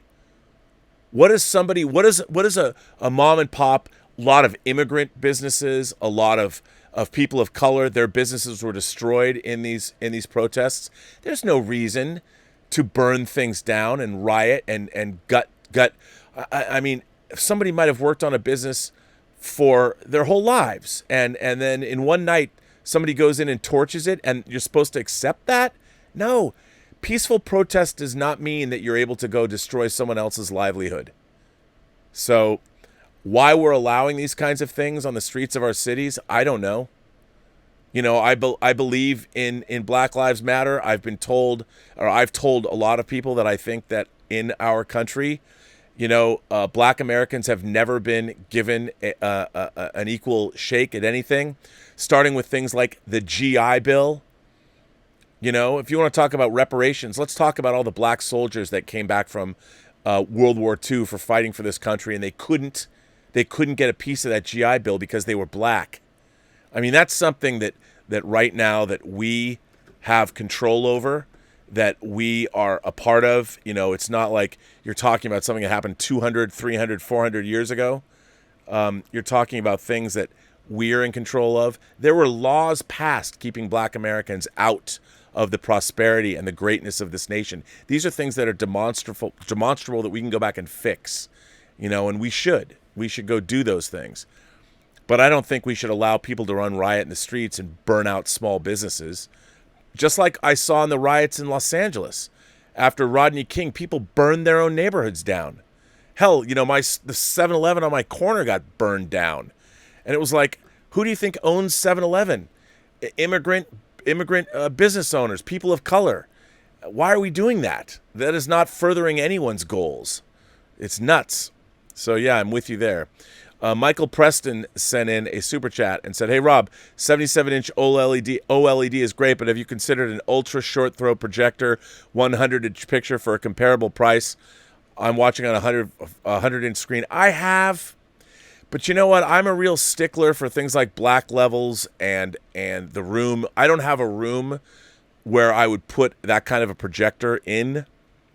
I'd love to have a 100-inch screen, but I just don't have a room to do that. And if I was going to buy, I wouldn't want to. I'm telling you, I'm a snob when it comes to video projection, and I love projectors, a good projector, and the projectors I would want to get are very expensive, and I need the room I need the room. Jason S. goes on to say, Rob, if a governor or a president ordered you to wear a burqa while out in public, or you get a fine and go to jail, would you comply and put on that burqa, or would you refuse, declaring your freedom to not wear one? Let's see you wearing a freedom burqa. Okay, but here's the thing. A burqa isn't a mask that is designed to protect other people from potentially becoming infected. We're in the middle of a pandemic. It's kind of like, when we were in World War II, the entire country was asked to sacrifice, buy war bonds. Everybody pitched in. And now it's like, I don't understand.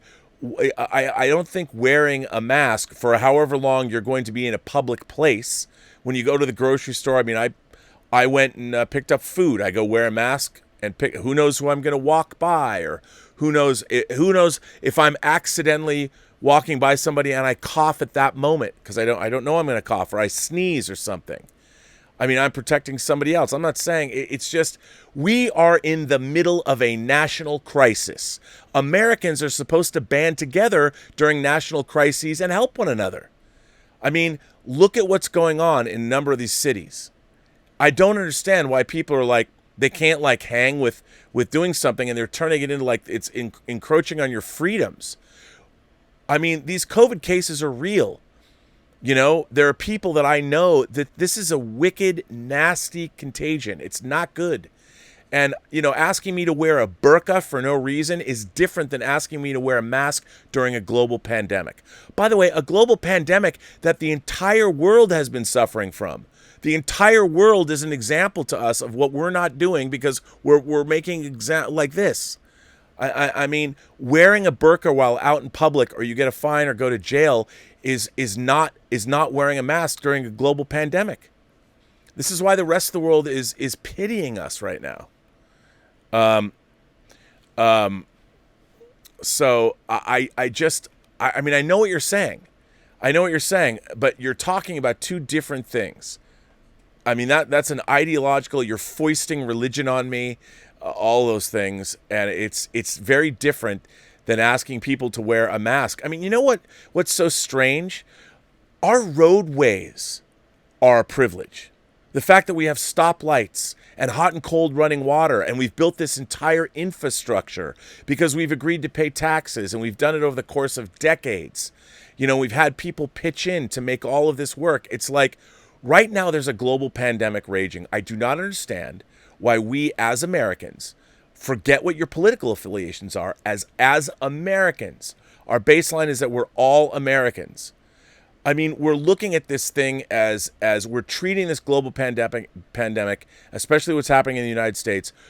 Our cases far exceed the rest of the world by a factor of, it gets bigger every day.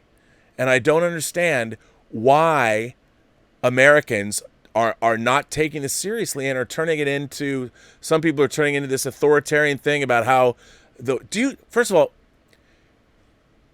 do you really think that all the powers that be, there's so much money being lost during this global pandemic. Nobody wants it to be going on. There is no weird small cabal that is trying to organize us under one crazy world government, because you know what? They like money more. The economy, the engine of the economy running is better for people. Look, if you're going to take over the world and have some authoritarian regime that's going to be set up, some one world government, and we're all going to get not microchip, but chipped or whatever, you want to still be making money. Everybody wants to be making money. I understand power and all that, but what do you think you're going to get? We're going to turn us all into like drones or slaves no. People, I'll tell you what.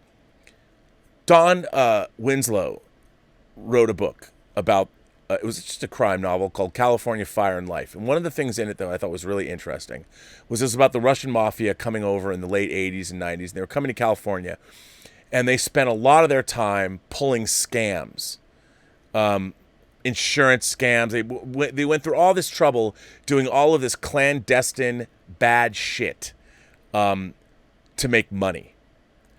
And one day they had this realization. They're like, we're spending all of this time doing all this criminal, underhanded activity when we can make a lot more money doing legitimate business.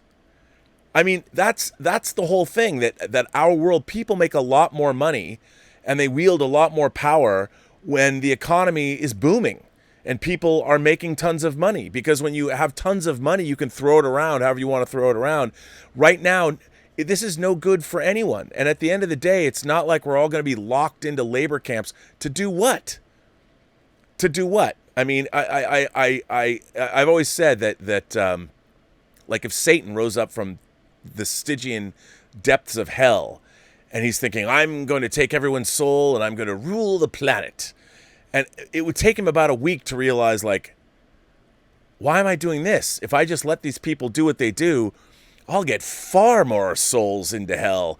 They'll corrupt themselves. I mean, I just don't believe that there's some big cabal wanting to keep a global pandemic raging. It's a pain in the ass for everybody. Nobody likes it. The commerce is not being done. People are losing money every single day, and they would much rather have this be gone. I just don't believe that it's some crazy authoritarian thing that's happening, because always follow the money. It's people people want to be rich, yes, but it's like when the economy's running, we're all sort of better off. We're all better off, And right now, nobody's well off. You know, the Bilderberg group, whatever, the reptilian aliens that are really ruling us from under the depths of wherever or whatever you believe. Right now, the machine is not working, and nobody likes it.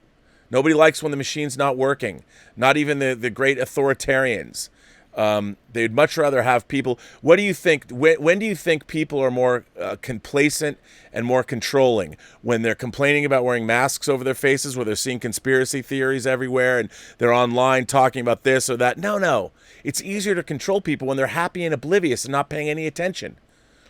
You know, that's why in Close Encounters they put everything in Piggly Wiggly carts or trucks to take it all up to Devil's Tower to make the dark side of the moon to meet the mothership. I mean, all of this it's getting in the way of everybody's plans. These aren't what the plans that people have for us. If there is weird cabals that are going to run everything and a small group of elites controlling the world, this is a pain in the ass for them, I assure you. This is not what they wanted.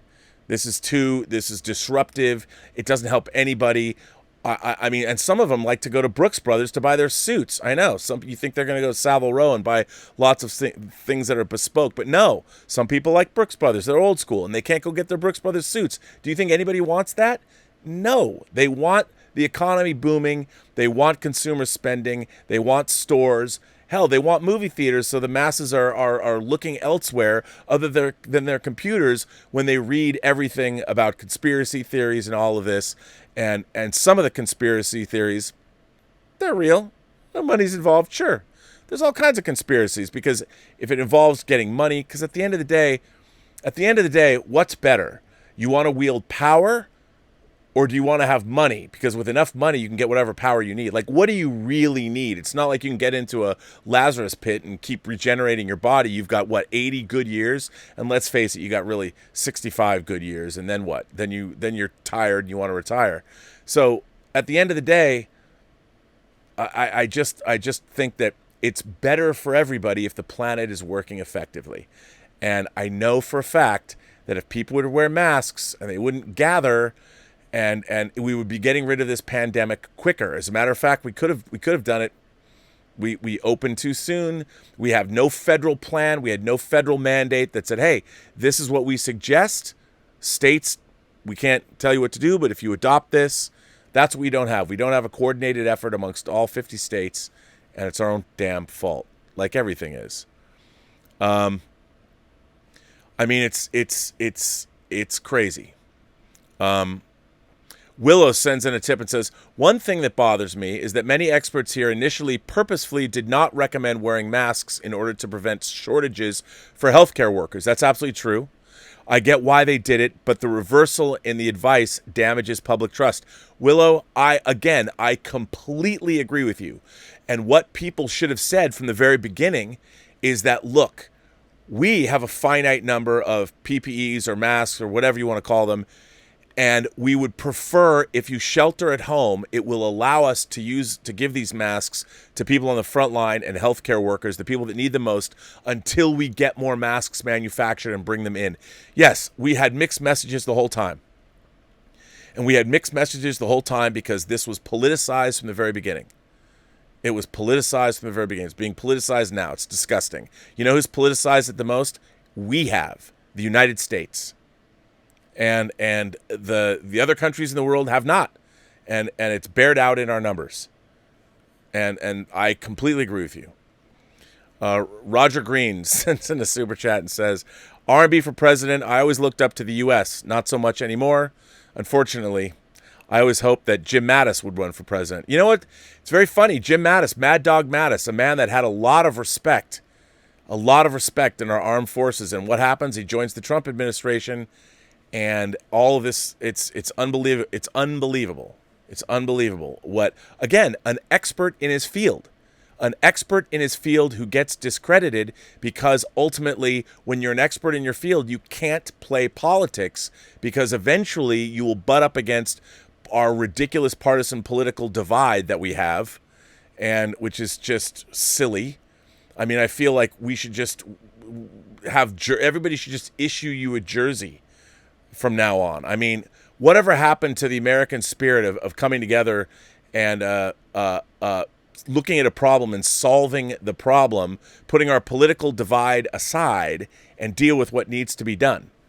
I don't know. Eric DeRiggi sends in a super chat and says, everything you said is why I became a social studies teacher. People today have no clue about U.S. history or really how government works. They don't. Civics was something that I was taught in school. You know, I don't even think people understand how the three branches of government work. Certainly our president doesn't. And it's problematic. I mean, I don't like to get political on this show, but at the end of the day, I'm not necessarily about Republicans or Democrats or libertarians or the left or the right. I am a pragmatist and a common sensist. If anything, I'm a common sensist and a universalist. I first of all believe that the universe is indifferent to your problems. And one day, a giant solar flare, like at the end of the movie Knowing, could come and wipe all of us off the planet in seconds, and we would be gone. The universe is indifferent to your suffering, which means your suffering and other people's suffering is not what you should use to define your politics. If that's it should be part of it, certainly. But if it's the only thing, you know, everybody, we're now playing this weird victim tribalism game with everyone else. And who is more victimized than who? You know, everybody, and this is not helping solve our problems. This is not helping the problems that we have that begin with our educational system and our healthcare system.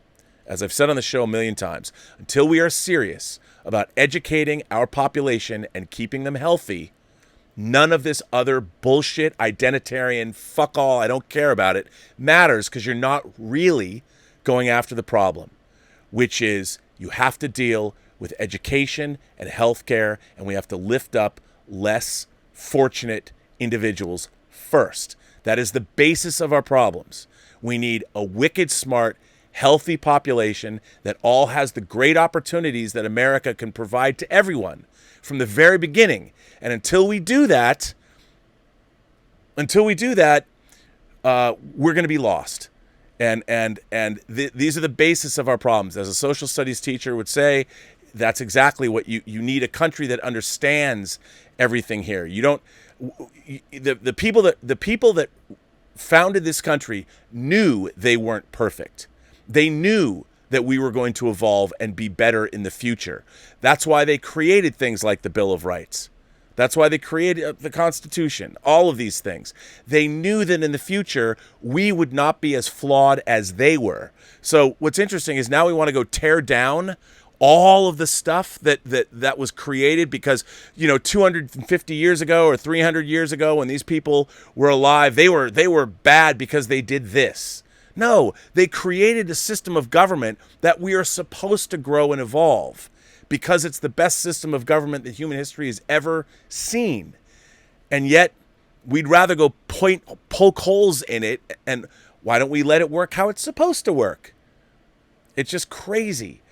And part of that is allowing the fact that we need a well-educated, healthy population. And we need to get rid of poverty in this country. These are the things, we talk about what is systemic. That's what's systemic. Poverty, lack of education, lack of healthcare. The very basics of our civilization. We should have the healthiest, smartest, most well-fed, well taken care of population in the United States. And if nothing else, if we haven't learned anything over the last 6 months, is that we are woefully falling short of all of that because all of our problems stem from those things. Everything else will take care of itself once you have a well-educated, healthy population that does not have to wallow in poverty. And it means that we take care of our mentally ill. We take care of people that are addicted. And I know there's no profit in it. There's no profit in it in the short term. But in the long term, it's creating the kind of society that we all want to live in. Can you imagine what a well-educated, healthy population, can you imagine that have been lifted out of poverty would be able to do? Where they would be able to go? With every kid being able to actually have dreams and think, you know what? I can do this when I grow up one day.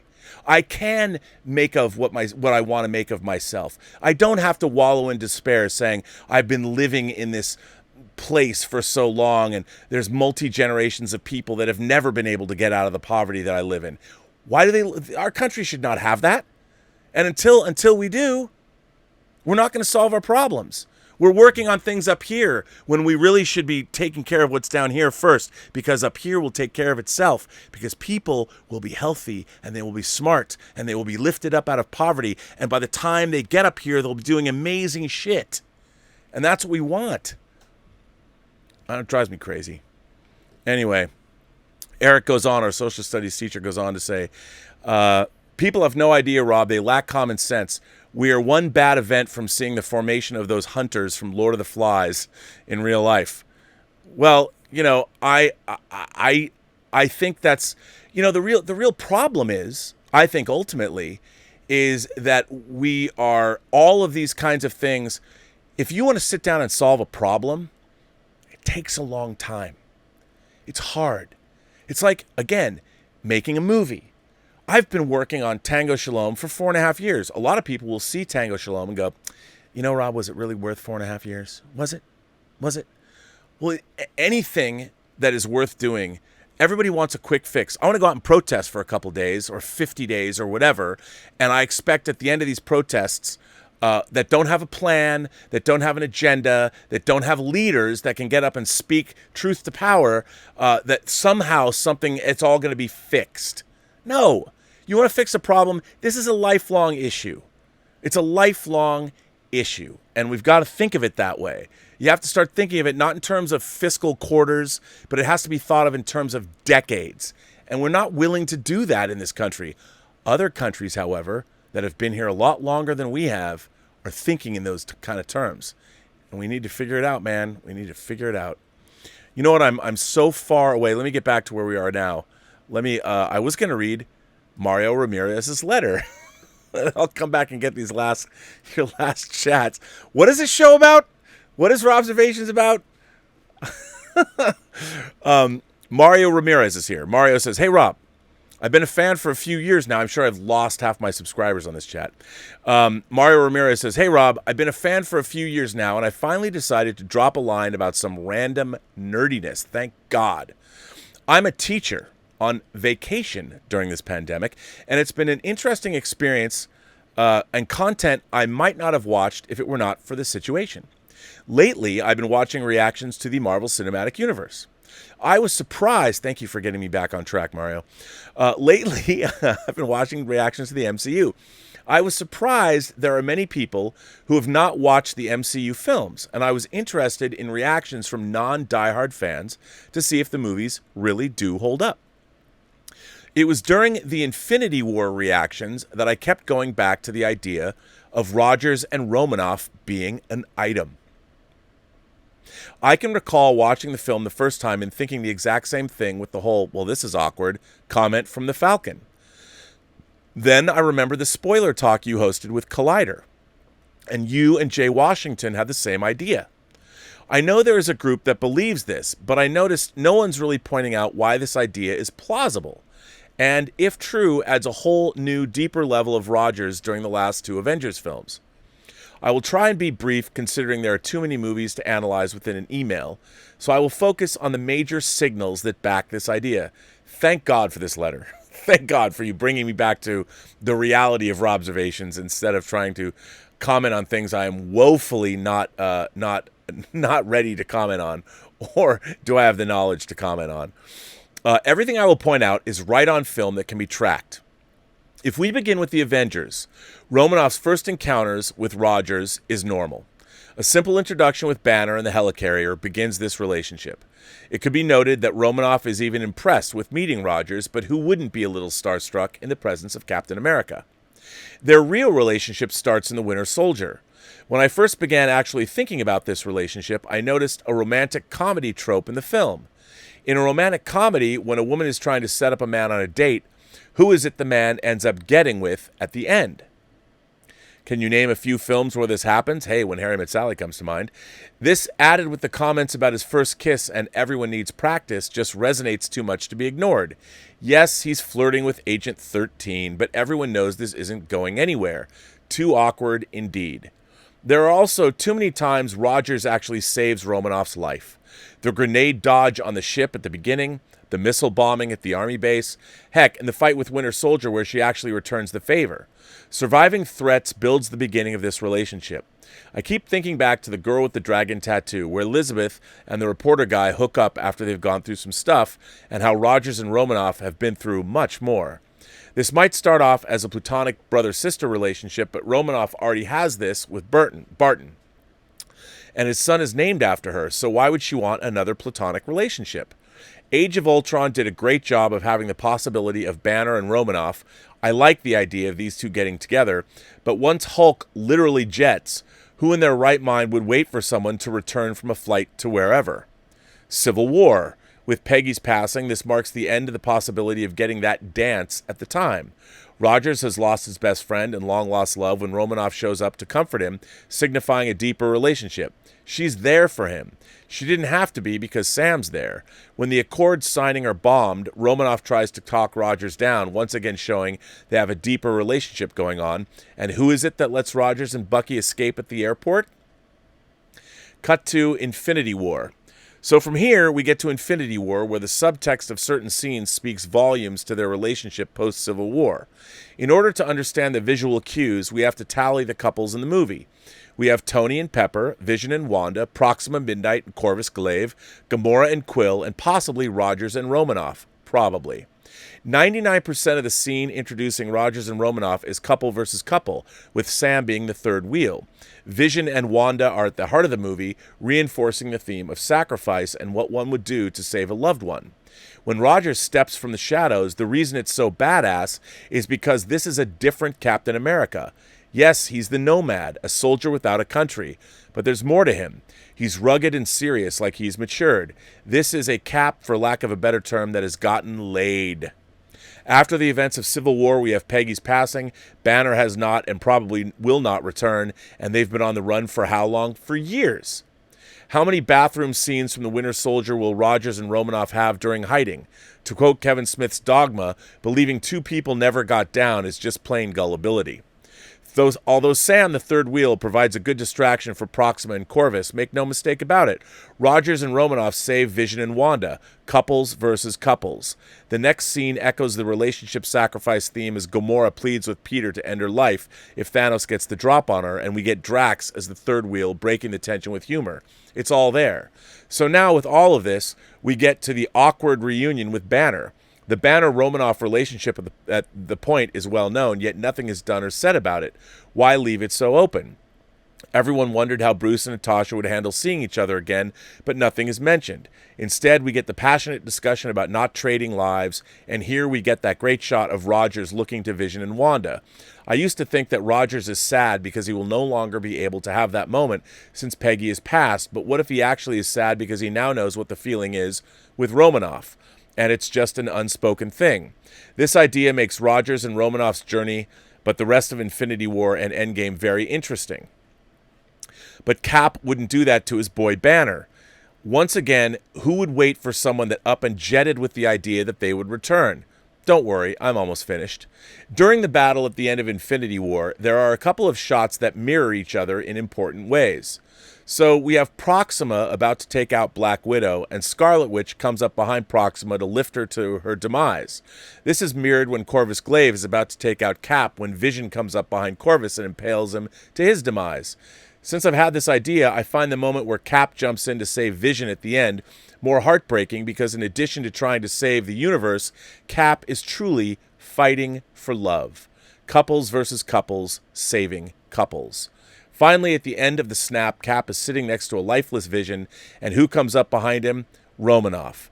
These two are side by side a lot of the movie up until the bitter end. Endgame. All I'm going to say is this. If Rogers and Romanoff were not something after Civil War, then something went down during the 5 years. Natasha is extremely comfortable with Steve, seeing her so broken and vulnerable, and in my experience, the only woman I've been able to see that vulnerability in is my wife. I'm not saying they're married, but people honestly believe Rogers, or anyone for that matter, will forego an intimate relationship after everything and just be? I don't think so. Remember dogma, people. After Black Widow sacrifices herself on Vormir and the team returns, it isn't a panning shot of the entire team reacting to her absence. It's a push-in on Banner and Steve. We already have Barton's reaction to her passing, but why have both Banner and Steve in the next shot? Hate to break it to everyone, but Natasha did have a funeral. Believe it or not, the scene at the lake is her funeral. Absolutely. Black Widow has how much red in her ledger? Having a group of people come together to mourn her passing was the best she could have hoped for, considering her past. Yes, this is her funeral, and it is at this funeral where we have Barton reacting like he has lost a family member. Banner is quietly angry and throws the bench into the water, but he acts like someone who missed out on a relationship. Then we see Rogers mourning in a way the others are not. He is silent, hurt, and is accepting of the loss. Yes, they all, Stark and Thor included, represent different stages of grief, but the three men in her life all react differently. I know this is all just speculation, but if you rewatch the saga with this in mind, it does add a new layer of depth and tragedy. But alas, I digress. If you've reached this far, I appreciate you. Thank you for taking the time to read through my silly idea, and yes, it is a silly idea, but hey, what else are we going to do while rewatching these movies? From the educator extreme, Mario Ramirez. Well, Mario, I think everything you said is exactly correct. Steve Rogers and Natasha Romanoff had a relationship, and the problem is you're asking most of the fan base who, let's just say, I mean, look, if you look at any sci-fi, fantasy, horror genre, if you look at it from the fan base's perspective, we don't exactly approach these things from a nuanced adult point of view. We're all shippers or slashers, whatever the hell we want. But I absolutely believe that everything you just described is all there intentionally. And it was the fact that Sam Wilson says, this is awkward. They acknowledged the way the movie's shot, the way the movies are edited. Absolutely, Captain America and Black Widow had a relationship. Absolutely, 100%. And it's there in the films. It's just done. I mean, if you were to do that, you're getting into adult levels of relationship building that really, I have to tell you, not so much a part of these films. You know, it's not like you can't have them, but it's really, it would get in the way. But they did it just enough that it is absolutely suggested. I mean, they're compatriots. And if nothing else, remember the scene, like you said, when Steve comforts Natasha in Endgame? That's boyfriend-girlfriend stuff.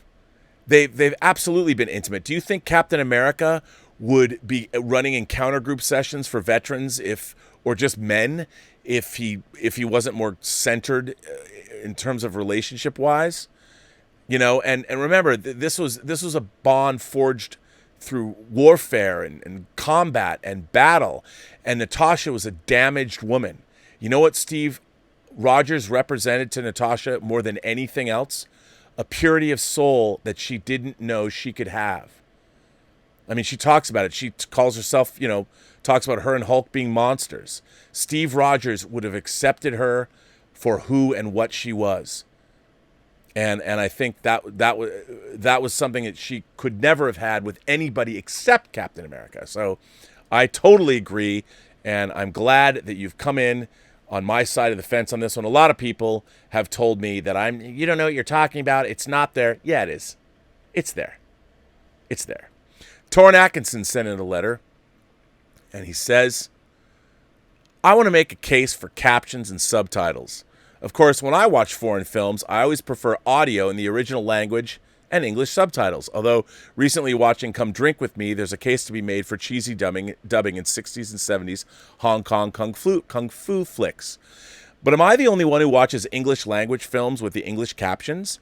Sure, my hearing is not so hot, having been in a Cthulhu-themed rock band, the darkest of the hillside thickets, in case you've forgotten. Well, since you're bringing up your Cthulhu rock band, does everyone know that my film, The Hills Run Red, is currently available on Blu-ray from Scream Factory? You can get it wherever you get your physical media. And there's over 6.5 hours of bonus special features, so check them out.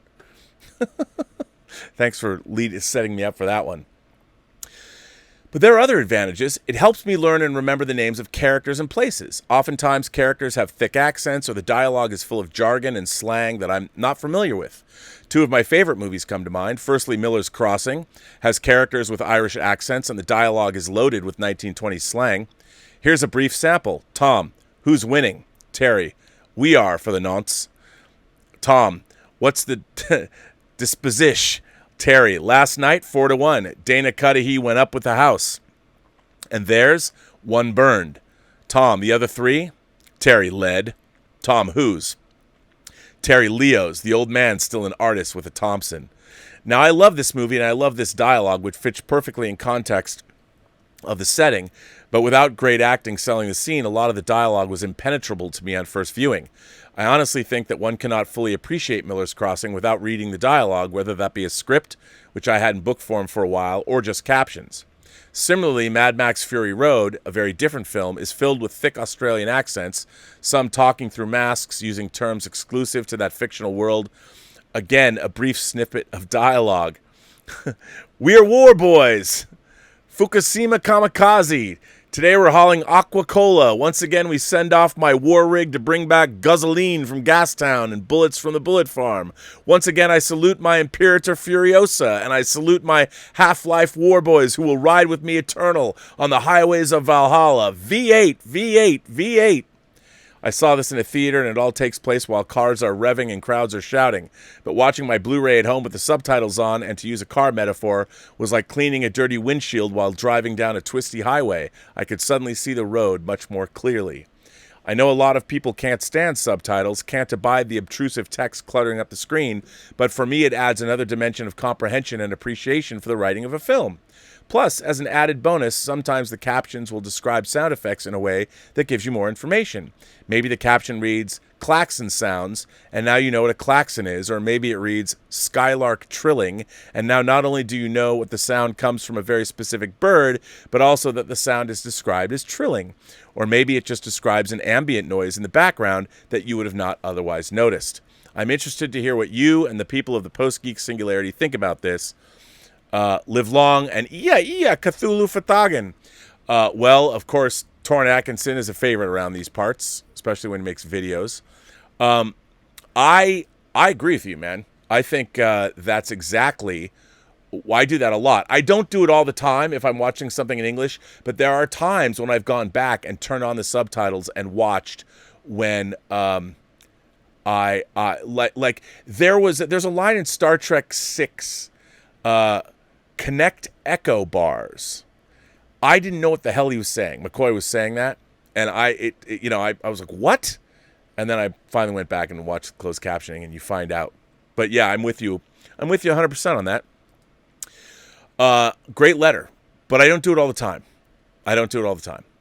So let's see. Sean M sent a super chat out for monetizing the flat Earth cliff ride. I mean, that's the thing. We live in a world where here's what since you brought up flat Earth, we live in a world where now we're expected to accept people's points of view. I guess we're supposed to allow flat earthers, if you want to believe that, you go right ahead and believe that. And I would say no. Why do you, if somebody's demonstrably, everybody thinks they're right. You know, Claude, one half of Claude and Candida, sent me a great TED talk about sometimes you don't always know you're right and that it's okay to be wrong. You can admit you're wrong and to work through that. But now we live in a world where people do want to deny science, and they do want to, you know, it's very interesting. I was reading an article about the differences in the brains of men and women. And I was thinking to myself, and I know I don't even want to say what I was thinking, but it was a really compelling, interesting article about how the brains of men and women are different. They're different. Now, this is a study that they were doing for a long time. Now, there are some people that would object to that language right away, right off the bat. They would say, but wait a minute. And this idea was in this study, there were demonstrable differences between the brains of men and women. You know, and there are people that would say, no, wait, that's you're not taking into consideration certain things. And yet this study has nothing to say about that. It's just a scientific study that here is empirical data that we've been gathering. And I think we live in a weird time when empirical data is being denied if it runs contrary to what people want to believe in. And that I've never lived in a time like that. I mean, science collects empirical data. They test their hypotheses. They see if it comes out, and that's how come we have cell phones in our pockets. And now we're moving into a world where we're never going to be able to manufacture cell phones again, because we're never going to have that level of scientific ability again, because people are denying science. And I don't get it, and it's scary. And people, I would say to flat earthers, you're fucking wrong. The earth is not flat. And you know what? You can go make a balloon yourself, and you can launch a camera, and you can send it up high enough, and you can see for yourself. And what's amazing is people deny, I mean, they do tests, they deny the existence of real science. It's crazy. So, I don't know. I don't understand. Roger Green sends in a super chat and says, the burqa analogy isn't right. Try the UK telling the citizens of London to keep their lights out to prevent the Luftwaffe from bombing them more. Yeah, can you imagine? That's a great, I love that analogy. I love that analogy.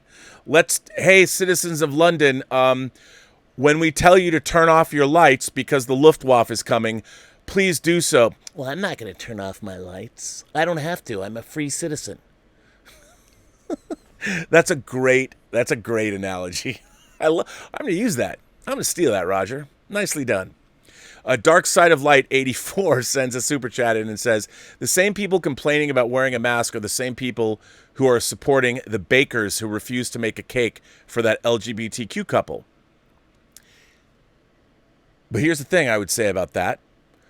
I would say, listen, if and again, a slippery slope. Do I think that people should, as a person who grew up with many LGBTQ friends, and I still have many LGBTQ friends, it seems absurd to me that anybody would have a problem with any of them, because if you met them, they're just delightful people. They're not the first thing they say to anybody is, "Hi, I'm so-and-so and I'm LGBTQ." Like that just like I don't walk up to somebody and go, "Let me tell you about my sexual peccadillos," or whatever. No, you meet people as people.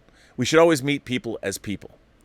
So I would say that when it comes to baking a cake for somebody, what does their sexual, first of all, why would their sexual orientation, how would that even come into play?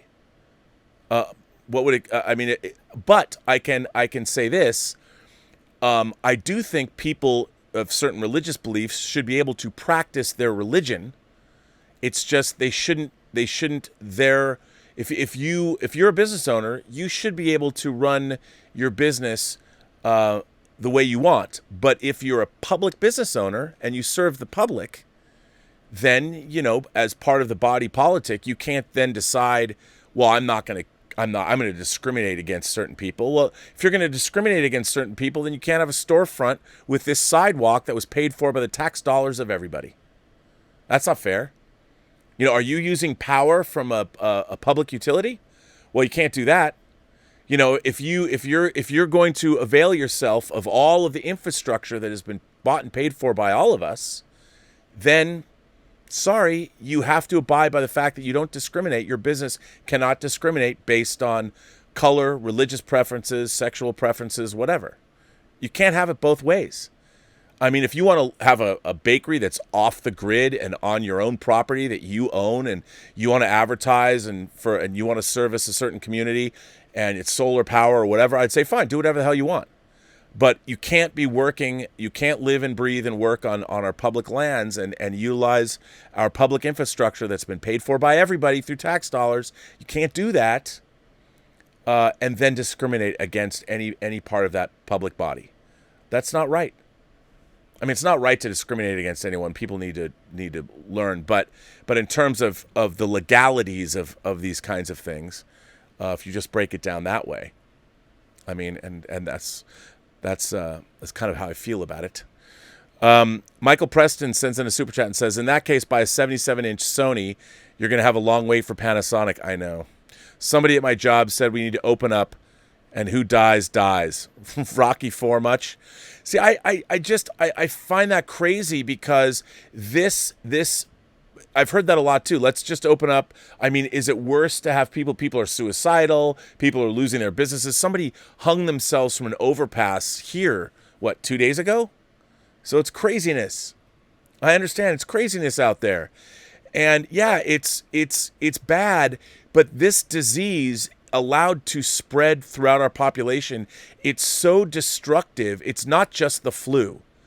It causes in certain people blood clotting like we've never seen before, where doctors have seen they can open someone up and see the blood clots form before their eyes. This is a really insidious pathogen, and it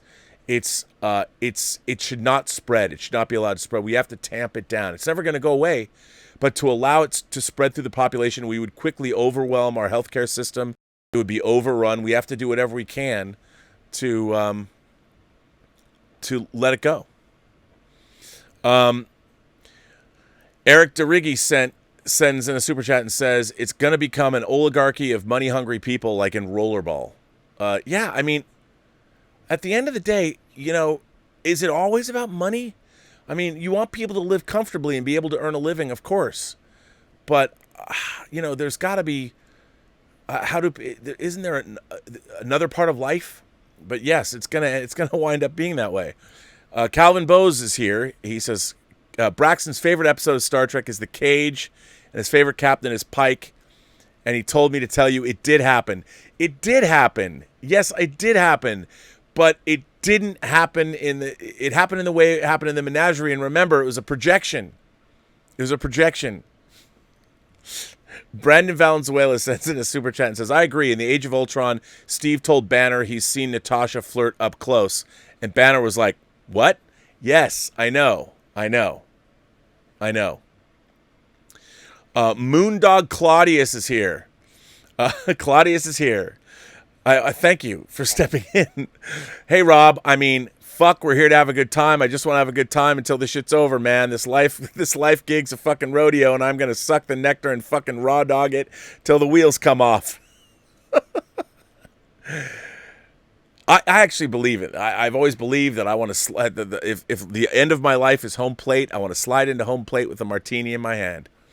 No, I mean, I've tried to live a life where I've helped people. I like people. I like helping people. I don't understand people who don't. I've always been the guy that, hey, everybody, come on over here. Let's cook some food. What do you guys like to eat? What do you like to drink? Let's build a campfire. Let's sit around and get to know one another. And then to figure out maybe we can all do something together. Let's go make something. Let's go make something that's greater than the sum of our parts. Things always work out better that way. You know what? I got to tell you know what I did before I came on the show? So, Kaz Graphics, our official cheesemonger of the Burnettwork, he had sent Elizabeth and I some cheese from Beecher's Cheese. Now, the cheese, it's nice cheese. And, you enjoy it with like nuts and you put it on a tray. And I was like, I'm going to make some Beecher's, their signature cheese. I'm going to make Beecher's grilled cheese sandwiches.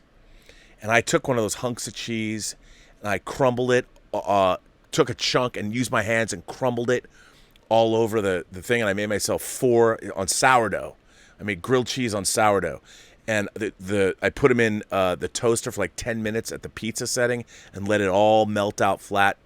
And then I took them out and I put pepper on the cheese and then put each side together and smooshed it down until the cheese was coming out, bubbling out over the plate.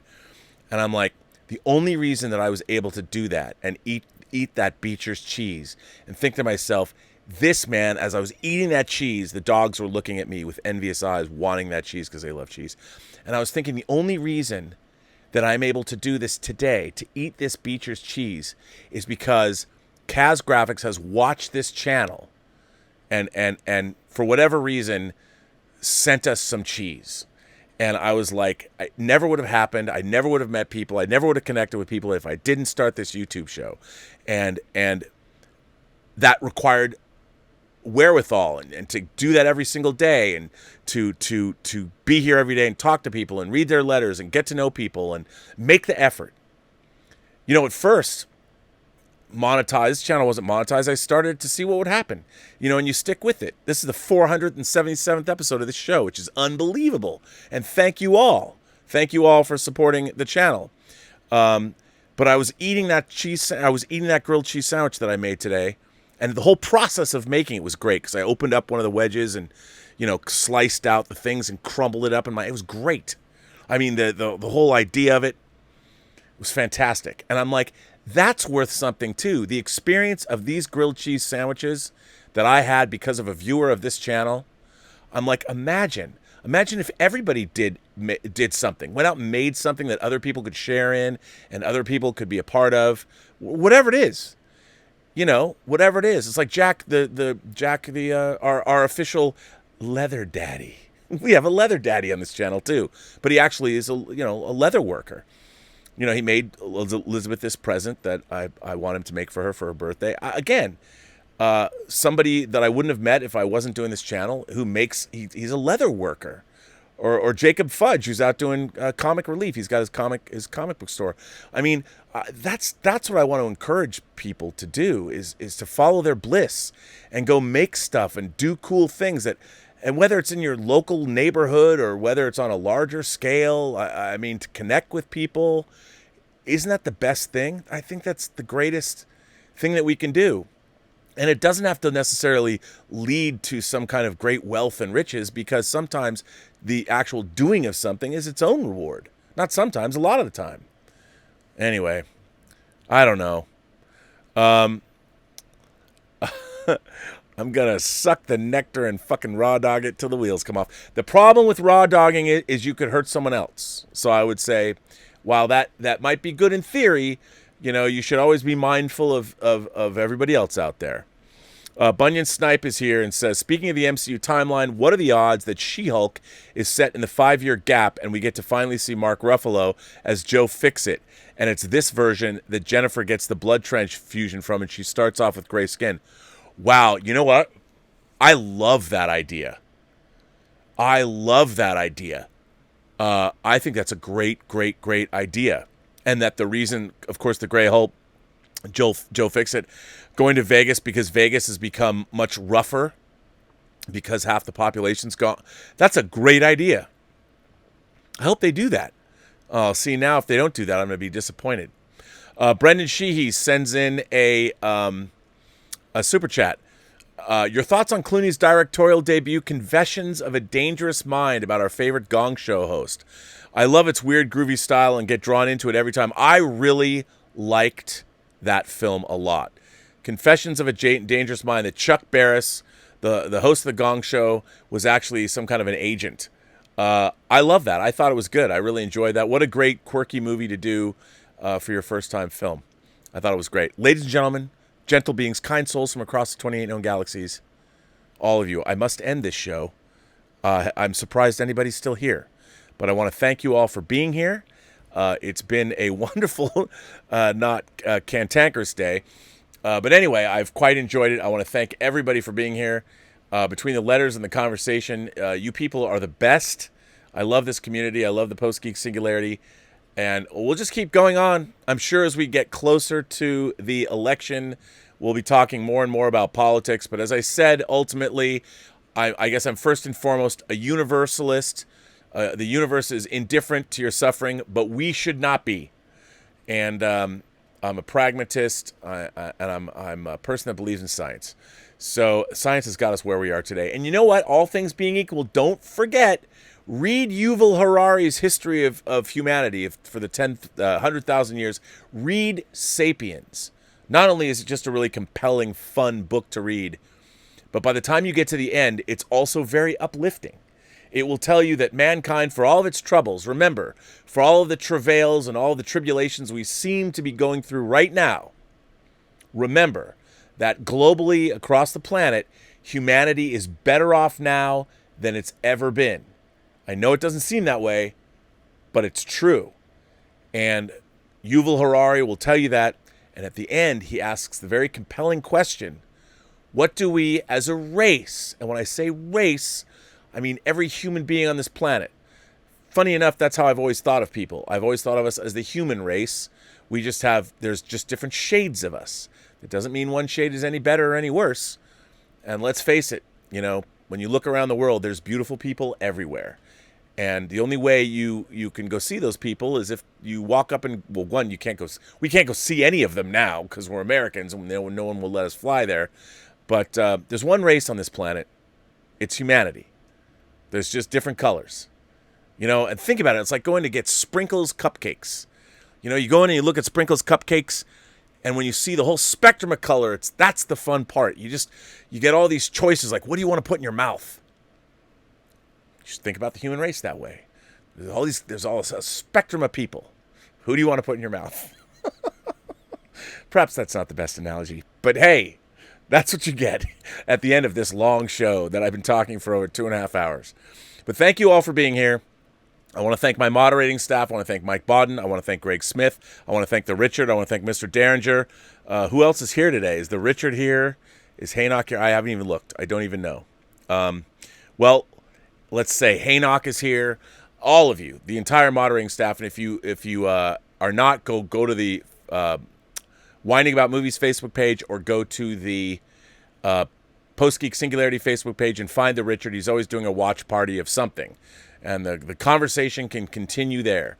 Tomorrow night, we're coming back with Whining About Movies, where we're going to be discussing The Fisher King, a suggestion of Kaz Graphics, the official cheesemonger of this channel. And I'm sure some greatness is going to happen. And, yeah. And remember, every person you meet has a story to tell you have yet to hear. All you have to do is listen.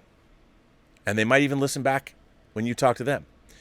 And with that, I'm going to say thank you for a delightful stream today, ladies and gentlemen, kind beings, gentle folks, however you identify across 28 known galaxies. Today was fun. You got me all riled up. I was like sweating. I don't know. It's exciting. Anyway, have a better day.